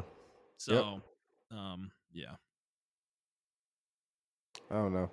Yeah, I mean, I hear them talking. That's my synopsis about the whole thing. I hear them talking. They got to prove it with action, right? Exactly. All right, moving on. We did already mention this. We've actually mentioned our next two stories already, but we'll talk about them a little bit. So, according to Bloomberg has kind of corroborated a report that came from Tom Henderson a couple weeks ago about this year's Call of Duty. So, we had talked about this last year that Call of Duty in 2023 was not going to be getting a new boxed, like full game. But that has seemingly changed in the last few months because now Tom Henderson and Jason Schreier are both reporting that this year's game is going to be a real full game. It is no longer an expansion to last year's game. It is going to be a sequel kind of ish to last year's game. It's going to be a Modern Warfare game, but it is going to be its own game that they're going to sell as a full video game. So, what do you think about that, Montrell? I wonder what made them change their minds. I think it's what we were just talking about with EA, right? Taking a year off. Yeah. You're giving up a lot of money doing that. Yeah, maybe the loss or the buy is like, well, we gotta make our money back somehow. So I don't know. That's pretty weird. Yeah, I'm kind of disappointed, to be honest. I was really curious. I am too. I was really curious to see what a October, November would look like without a Call of Duty game. Yeah, it definitely would have shook up the industry. Definitely would have shook up the industry a little bit. Yeah. But unfortunately, that's not going to happen because people are pussies. So the machine continues to move. Well, it kind of makes me wonder though, have any games like announced their release date or were planning to release in November and now they're like, fuck, like never mind, I guess. I'm pretty sure that's why we had a whole, because I don't know if you remember, there's a whole bunch of games that are just like 2023. And I think it was because of this. I think they were trying to see what Call of Duty does. Yeah. So. Well, now they're all probably going to be 2024. Like, yeah, I was gonna say a lot of games probably. I wouldn't be surprised if next month we see a whole bunch of games get pushed back. Yep. Would not be surprised. Yep. Fair enough. All right, let's move on. We also talked about this story, but we'll talk about it again here. Elden Ring has sold 20 million copies. And this was announced on the 1-year anniversary of the game, which was a couple weeks ago or last week, I think. Yeah, I mean, this game is an absolute smash hit for Bandai and From Software. I mean, Montrell, you played it and beat it. You thinking we're gonna get an Elden Ring 2? Oh God, I hope not. I mean, you almost have to, right? No. I'm sorry, no. Yeah, no. I mean, look at Bloodborne. Mm-hmm. We still haven't got a sequel for that. And you know what? I think they said fuck it. Look at Sekiro. Still to get a sequel for that. And I think, you know what? They said fuck it. The but Sekiro sold like 2 million copies, dude. Like, this is 20 million. Sold like, maybe it's 5 million, but it's a fraction. I think it sold 5 million. Yeah, it's a fraction of Elden Ring, though. I mean, I just think by nature of how much this game sold, like, Bandai is going to be banging down From Software's door to make another one, right? Yeah. Oh, excuse me, I'm sorry. Yeah, I think Some Software though has so much clout especially Miyazaki. He just has so much fucking clout that he can just tell Bandai Namco to fuck off. And they're like, okay, fuck off, you guys. He told us fuck off. You gotta fuck off. So I think that's what's happening. Like, I just, in my eyes, if they were gonna do an Elden Ring 2, they would just expand upon Elden Ring 1. I don't think they need to make a 2 because I'm trying to think what else can they do. Yeah, DLC. Because I'm trying to think what else could they do, like mechanic wise, that would justify a full 2. Like you would have to add stuff to the game that probably would be like maybe parries, like correct parries and stuff like that, like Sekiro type shit. Yeah. Like you would have to add stuff like that to the game, because there is a distinct difference between Dark Souls 1, Dark Souls 2, and Dark Souls 3. Those are almost like 3 different games, to be honest with you. Yeah. Even Demon Souls, from Dark Souls to Demon Souls, it's a different game. So I don't know, man. That's a good question.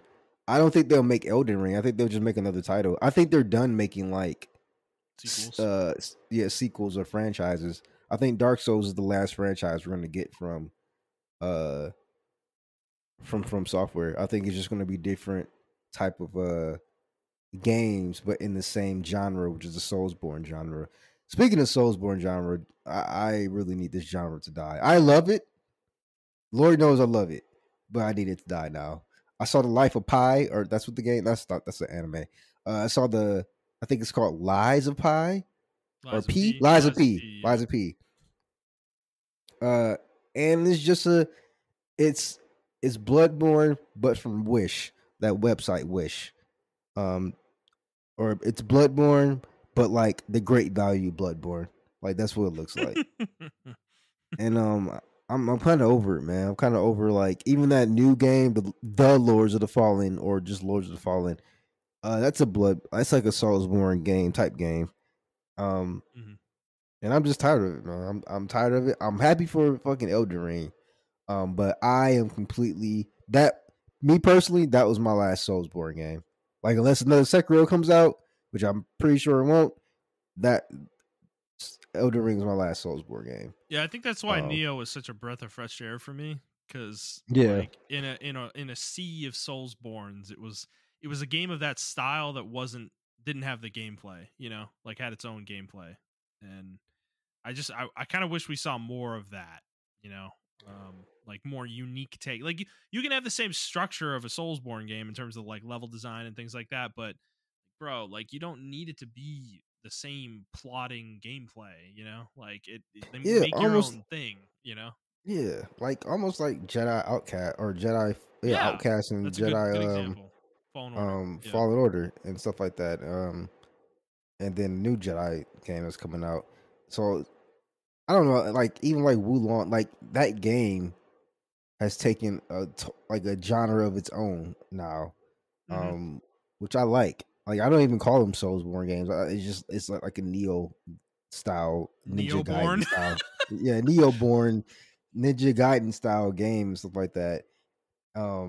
It's actually very fucking sad. I mentioned Ninja Gaiden to somebody as like games to play because they're like, I'm tired of playing Soulsborne games, and it's like people do not respect Team Ninja. I mentioned Neo, and people are like, oh, the Soulsborne ripoff, and it's like it's not. Oh my god! It's so like if it's not Devil May Cry or like Bayonetta, people won't play it, and they don't even take all they take Kyo Tecmo as like, oh, the makers of Dynasty Warriors. I'm like, that's not even the same fucking team. Bro. Like that's not the team. Yeah. Like they're just a part of that publisher. Yeah. But Team Ninja has been making games like action games, quality action games, and yeah, unfortunately, it took like Neo for a lot of people to see it. But like, yeah, like I forgot Neo was made by Team Ninja, and I'm actually so mad that even myself I doubted them, and they came back and like we gonna drop bangers, bro. Like even as much as I kind of shit on Stranger in Paradise, it's still a fucking fun game. It's not what I wanted, but it's still a fucking fun game. and I think Wulong is what I wanted. And it's like that game looks really fucking cool. It's like I don't know. It's just I don't know, man. No, I mean, But dude, I know. I've evangelized Neo on this podcast as long as we've been doing it, man. Like, I still stand by that Neo and Neo 2 are like two of the best action games I have ever fucking played. Like, period. You know, I just think they're incredible. Like, they're fucking incredible games. Because, dude, even if you strip the game of all its RPG mechanics, it would still be a fun ass game to play. I was just about to say that, like, yeah, Like, it's just a fun ass game to play. Like, yeah, right. And then when you layer the RPG mechanics on top of it, the game gets better somehow. Still, like, exactly. You know, it's I don't know. It's such a diverse game because my brother was playing it, and like, you know, I love my brother, but he is not one to. He is actually one to explore games. Like if I tell him like, "Hey, you should play this game," he'll be like, "Okay, I trust your opinion. I'm about to go play it." And he'll give it a try. And he was like, "Oh, I didn't really like it," or "Oh, I loved it." And if he loves something, he was one of those people that would just grip onto it and play it to fucking death. He would like go to the ends of the earth. Mm-hmm. Like I remember, man. Like I'm sorry, this is like I'm sorry, yo, but I have to tell the story. He was like in the 6th grade, right? And I'm not a fan of like text-based games. I hate them actually. Mm-hmm. Text-based RPG games. But he was playing this online free-to-play Naruto text-based game. And like you had your own ninja clan and everything. No pictures, y'all. Just all text-based. And he was like the top ninja in the whole world on that website or whatever. It was like a small community. And he was like the top one. And he would invade ninja clans and like he knew all the RPG mechanics and everything. Like this is how crazy he is. But when you look at him, you would never think he like text-based games. Mm-hmm. It's hilarious. If you were ever to meet him, you'd be like, "This is the guy you're talking about." Like, yeah, this is what you're talking about. But yeah, when he told me he's playing Neo 2, I was just like, "Really?" He's like, "Yeah," and I'm on like the 2nd difficulty or whatever because I heard that the first difficulty wasn't was just like the baby play and whatever. Mm-hmm. And the real game doesn't get unlocked until you get to this difficulty. I'm like, that's crazy. But I don't know. Like, I just think it's really cool. And like, I think games like Neo and games like Elden Ring shows that there's an audience out there that if your game is good, you don't need battle passes, you don't need gimmicks, you don't need all this shit to just. That's why I respect Elden Ring so much. Like, I beat the game, I love the game. Sometimes I think people overhype the game, but I would never talk shit about the game because that game proved that game is just a straight up single player action RPG game, and it's unforgiven. It doesn't give a fuck about your feelings. Like, this is the game. You have to play the game.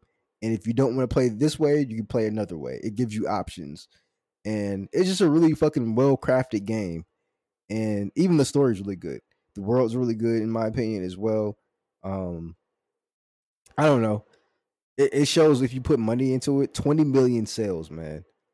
And I remember Grand Theft Auto 5, right? That didn't get that until a couple of years after, right? It didn't reach 20 million until a couple of years after the game came out, right? Grand Theft Auto 5? Yeah. I don't know. I would assume it did. I mean, the game sold 175 million copies to date. So. Oh, yeah, never mind. Yeah. The Neo, not Neo, but Elden Ring, yeah, that's an actual like Rockstar level of shit. Like even Rockstar, and that's what's really crazy about like this trend, right? Rockstar takes forever to make their games, and Grand Theft Auto 5 is still selling. It sold 175 million copies, and I know a lot of those people aren't playing Grand Theft Auto Online. They're playing the actual Grand Theft Auto game. Like that's the longevity of those games, and it's incredible to me. And like Red Dead Redemption, dude. Red Dead Redemption 2. I'm actually so on this article. There's like a video playing of like top 10 most played games on Steam Deck, and Red Dead Redemption 2 was number 6 in December. Like it was the 6th most played game on Steam Deck. And, yeah, if I can play that game mobile, that shit would be crazy, but, man. Dude, why is that though? Why are people playing that game? The quality, like. They take forever to make the game, but goddamn, like Red Dead Redemption 2 sold like 50 million copies. That's like a disappointment for Rockstar. That's not. oh no, like that's not great. But like, bro, do you realize how many copies that is? That's like 3 times the amount that Spider-Man sold on PlayStation. Like, fucking what the fuck, man? So when you make a quality game, people will come. It's like fucking shit, dude. Just I don't know. We don't need all these gimmicks. We don't need all these copycats. Make your fucking game, bro. Like, and you know what? Our in the next article, what's the next article on our list? Hold on, let me check real quick. it's the NPD numbers. list. Oh yeah, I can't wait for y'all to see for Justin to go over NPD numbers. It's insane. Yeah, it's actually insane. It is interesting. Yeah. So, but right. yeah, that's cool. We can move on, I guess, and start talking about those. One thing I want to mention, we didn't mention this in the we were talking about the state of play. I forgot. There's a Naruto Ultimate Ninja game. Did you see that? How many of these games can these motherfuckers possibly make? I said real gaming was back because I thought it was the other Naruto fighting game that came out a long time ago. But it's not. It's the Ultimate Ninja Storm. But you know what? I'm still gonna say a real game is back because Naruto Ultimate, baby. Let's go. Because you know what? They can get away with that because they were the originators of it, so they can get away with it. You know what I'm saying? Yeah. Like, that's like another Super Smash Brothers coming out, but it's from Super Smash Brothers. They can get away with it. Dude, it's just so funny. Like, how many of those fucking games have come out, man? At this point, like, dude, I think they already made a Boruto game. They made a Boruto game, yeah. No, this one is like everything, right? It's like all the Naruto, like all of Naruto. Oh, it's everything. All of Boruto up to this point, yeah. It's the whole series in one game. Like they're putting everything in there, all the characters, everything. This is like the ultimate game, oh my god! So I'm like, oh my fucking. Like, as much as I hate to admit this, I have Ninja Storm 1, 2, and 3, and what's it called? Revolution? Or Evolution? Evolutions? No, it was Revolution. It was Revolution. It was Revolution, right? Yeah. I have that one. I have all of them actually. I don't have the Boruto one. That's the only one I don't have. I have Ninja Storm, or I played Ninja Storm 2. That's the only one I've ever played. In Ninja Storm 4, right? That's Ninja Storm 4, right? Is it Ninja Storm 4? There is. I think there is. Okay, I think I have that one. There's way more than that. There's like Generations, and then there's a whole fuck ton of these games. That's my point. Like, I don't understand how they keep pooping these out and people keep buying them. But yeah, I mean, because I was fucking Naruto degenerate, so whatever. All right, they got me. Let's move on to NPD numbers for the month of January 2023. So this doesn't really affect us because we didn't really cover the per system breakdown, but just a note, the public numbers reported for NPD now are just total video game sales and then the top 20 best-selling games for the month, period, like in the US. They used to do a breakdown by platform, like, top 20 best-selling PlayStation games on PlayStation, games on Nintendo Switch, games on Xbox. They're not doing that anymore. We didn't read those generally, so it's not that big of a deal for us, but just something to note. All right, okay. So to get into the numbers, total video game sales for January 2023, 4.347 billion versus 4.589 billion last year. That is a negative 5% decrease. Total video game sales, video game content sales. This is digital physical game releases, DLC microtransactions, subscriptions, etc. 3.788 billion versus 4.006 billion last year. That is also a negative 5% decrease. And then video game hardware, 393 million this year versus 392 million last year. That is an extremely slight decrease, less than 1%. Slight increase year over year. And then video game accessories, 165 million this year versus 191 million last year. That is a 14% decrease. So we are continuing to see attrition with game sales. It is interesting.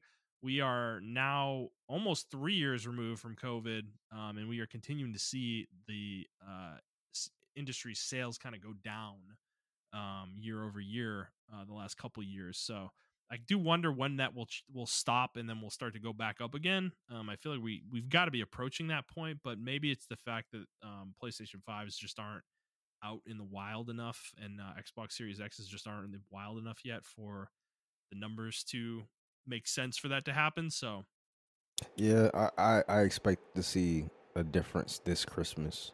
Yeah, for sure. Like 2023 Christmas. Yeah. Okay. Yep. Yeah, I would think within the next year we'll start to see this turn around again, probably. And it start to accelerate back upwards. COVID was just so weird because remember, we were covering it at the time. Like there were fucking massive jumps in video game sales. Oh yeah, COVID. yeah. It was bonkers, dude. There was no way the industry could sustain that. It was unsustainable growth, I guess. Yep. So top 20 best-selling games for the month of January 2023 in the US. Number 1, Call of Duty Modern Warfare 2022. Number 2 is Dead Space remake. Number 3, Madden NFL 23. Number 4, FIFA 23. Number 5, Fire Emblem Engage. Number 6, Elden Ring. Number 7, Forspoken. Number 8, God of War Ragnarok. Number 9, One Piece Odyssey. Number 10, Pokemon Scarlet Violet. Number 11, The Last of Us Part 1. Number 12, Sonic Frontiers. Number 13, Monster Hunter Rise. Number 14, Mario Kart 8. Number 15, Minecraft. Number 16, Need for Speed Unbound. Number 17, Just Dance 2023. Number 18, NBA 2K23.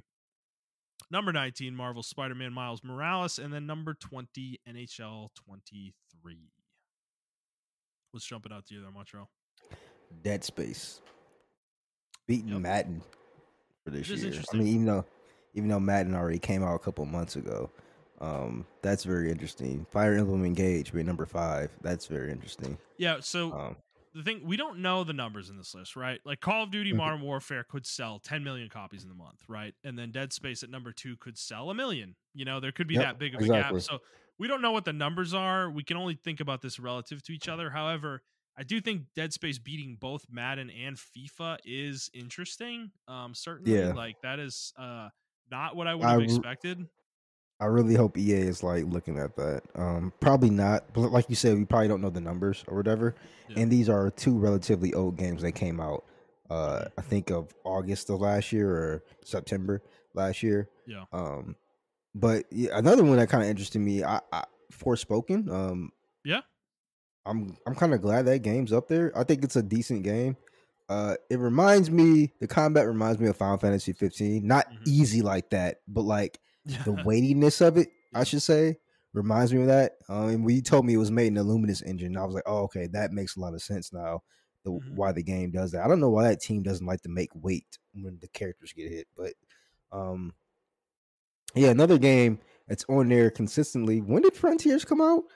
Was that in fucking November? It was October, November. Yeah, man, that's 3 months in a row they've been on the NPD charts. This man. game's doing really well for Sega. They're making another one too. It's already been confirmed. So yeah, they upgraded the team and everything. So yeah. I'm actually surprised One Piece Odyssey is there. I didn't think that game was going to sell. Is that a Ninja Storm style fighter? No, this is actually the one they actually tried and they made like an RPG game. Okay. Yeah. Okay. I'm sorry. I just assume that now when I see anime game Bandai Namco. Yep, So I totally understand. Yeah. This one was an actual RPG. I think it was in the realm of like a Dragon Age type RPG. Not Dragon Age, but Dragon Quest type RPG. Okay. Okay. That's cool. I'm glad they need to branch out more with shit like that. You know, like DBZ Kakarot that we got a few years ago. Like, I want more. Like, we need more games like that. You know. Yeah. And yeah, I'm kind of glad. I'm actually surprised to see Monster Hunter up on here. It was ranked 68. It released. Remember, it released on PlayStation and Xbox. That's true. January, that's true. So, I actually would have expected it to be higher, and I think higher. I think this is indicative of kind of what we've been talking about off air. Their fear of Wild Hearts. I think Monster Hunter, I'm not going to say it's in trouble, but I do think there is a tangible number of people who are really upset about their choices when it comes to releasing this game on 3 platforms and not having cross save or crossplay. Actually, I think it has crossplay. Does it? No, it doesn't. It doesn't even have crossplay. Yeah, not having crossplay or cross save on any of those platforms, despite them having a year gap between the releases on all 3 of them. I think there are a lot of people that are annoyed about that. I mean, dude, to be honest with you, if I could bring my PC character to PlayStation, I might have bought the game again, and that would have been the 3rd time. But can't do it.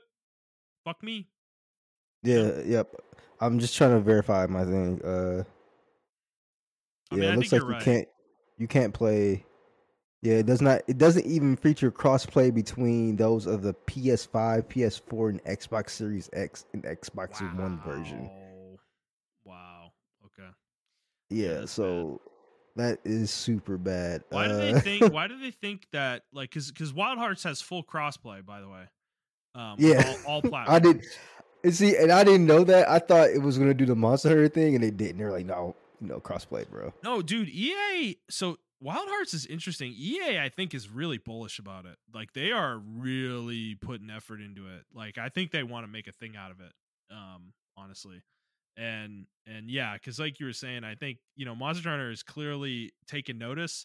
Capcom, because they were like tweeting out, shit. They've been tweeting shit out for the last few weeks. They were tweeting shit out the day Wild Hearts came out. The release of this was no coincidence. When this came out, these ports came out. They did that on purpose too, for sure. I really think they wanted to bury Wild Hearts, and I don't think I don't feel like they've succeeded. Unfortunately, I think Wild Hearts has had some bad reviews though in terms of performance issues. The game Yes, it has. has. Yeah. So I hope that they fix that quickly because I don't want to see a potential competitor to Monster Hunter die because of technical problems. Yeah. That would suck.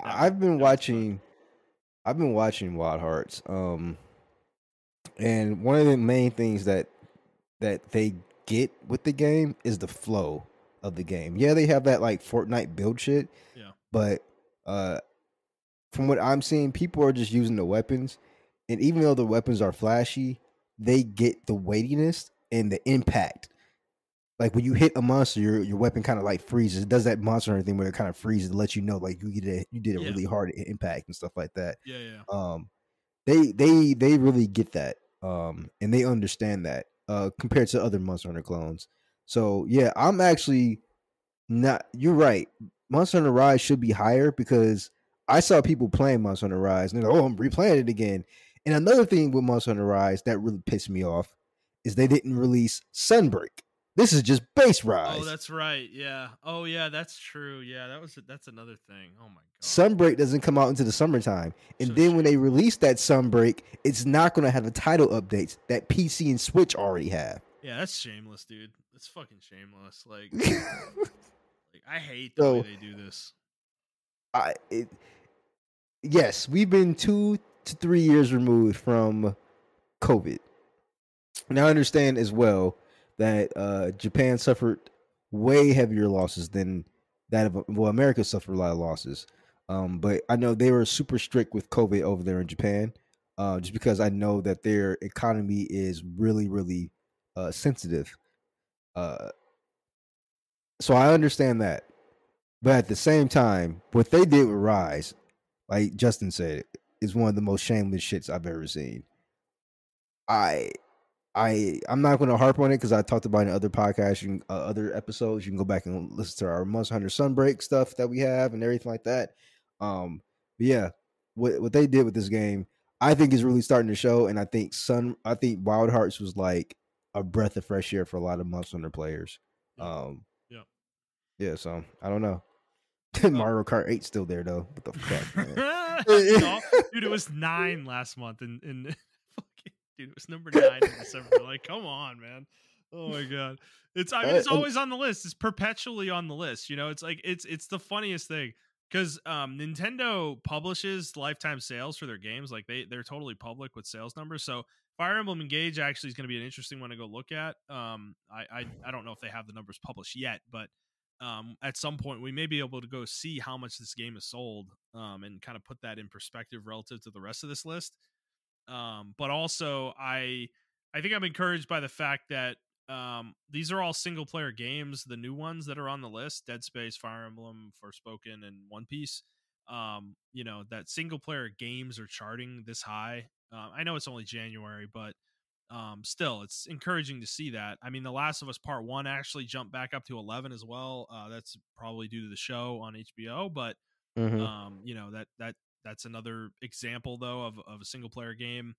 I mean, a lot of this list is single player stuff, to be honest, which is very interesting. But I guess most of the popular multiplayer games are free to play, so they're not going to chart. So yeah, but anyways, I think it's an interesting month.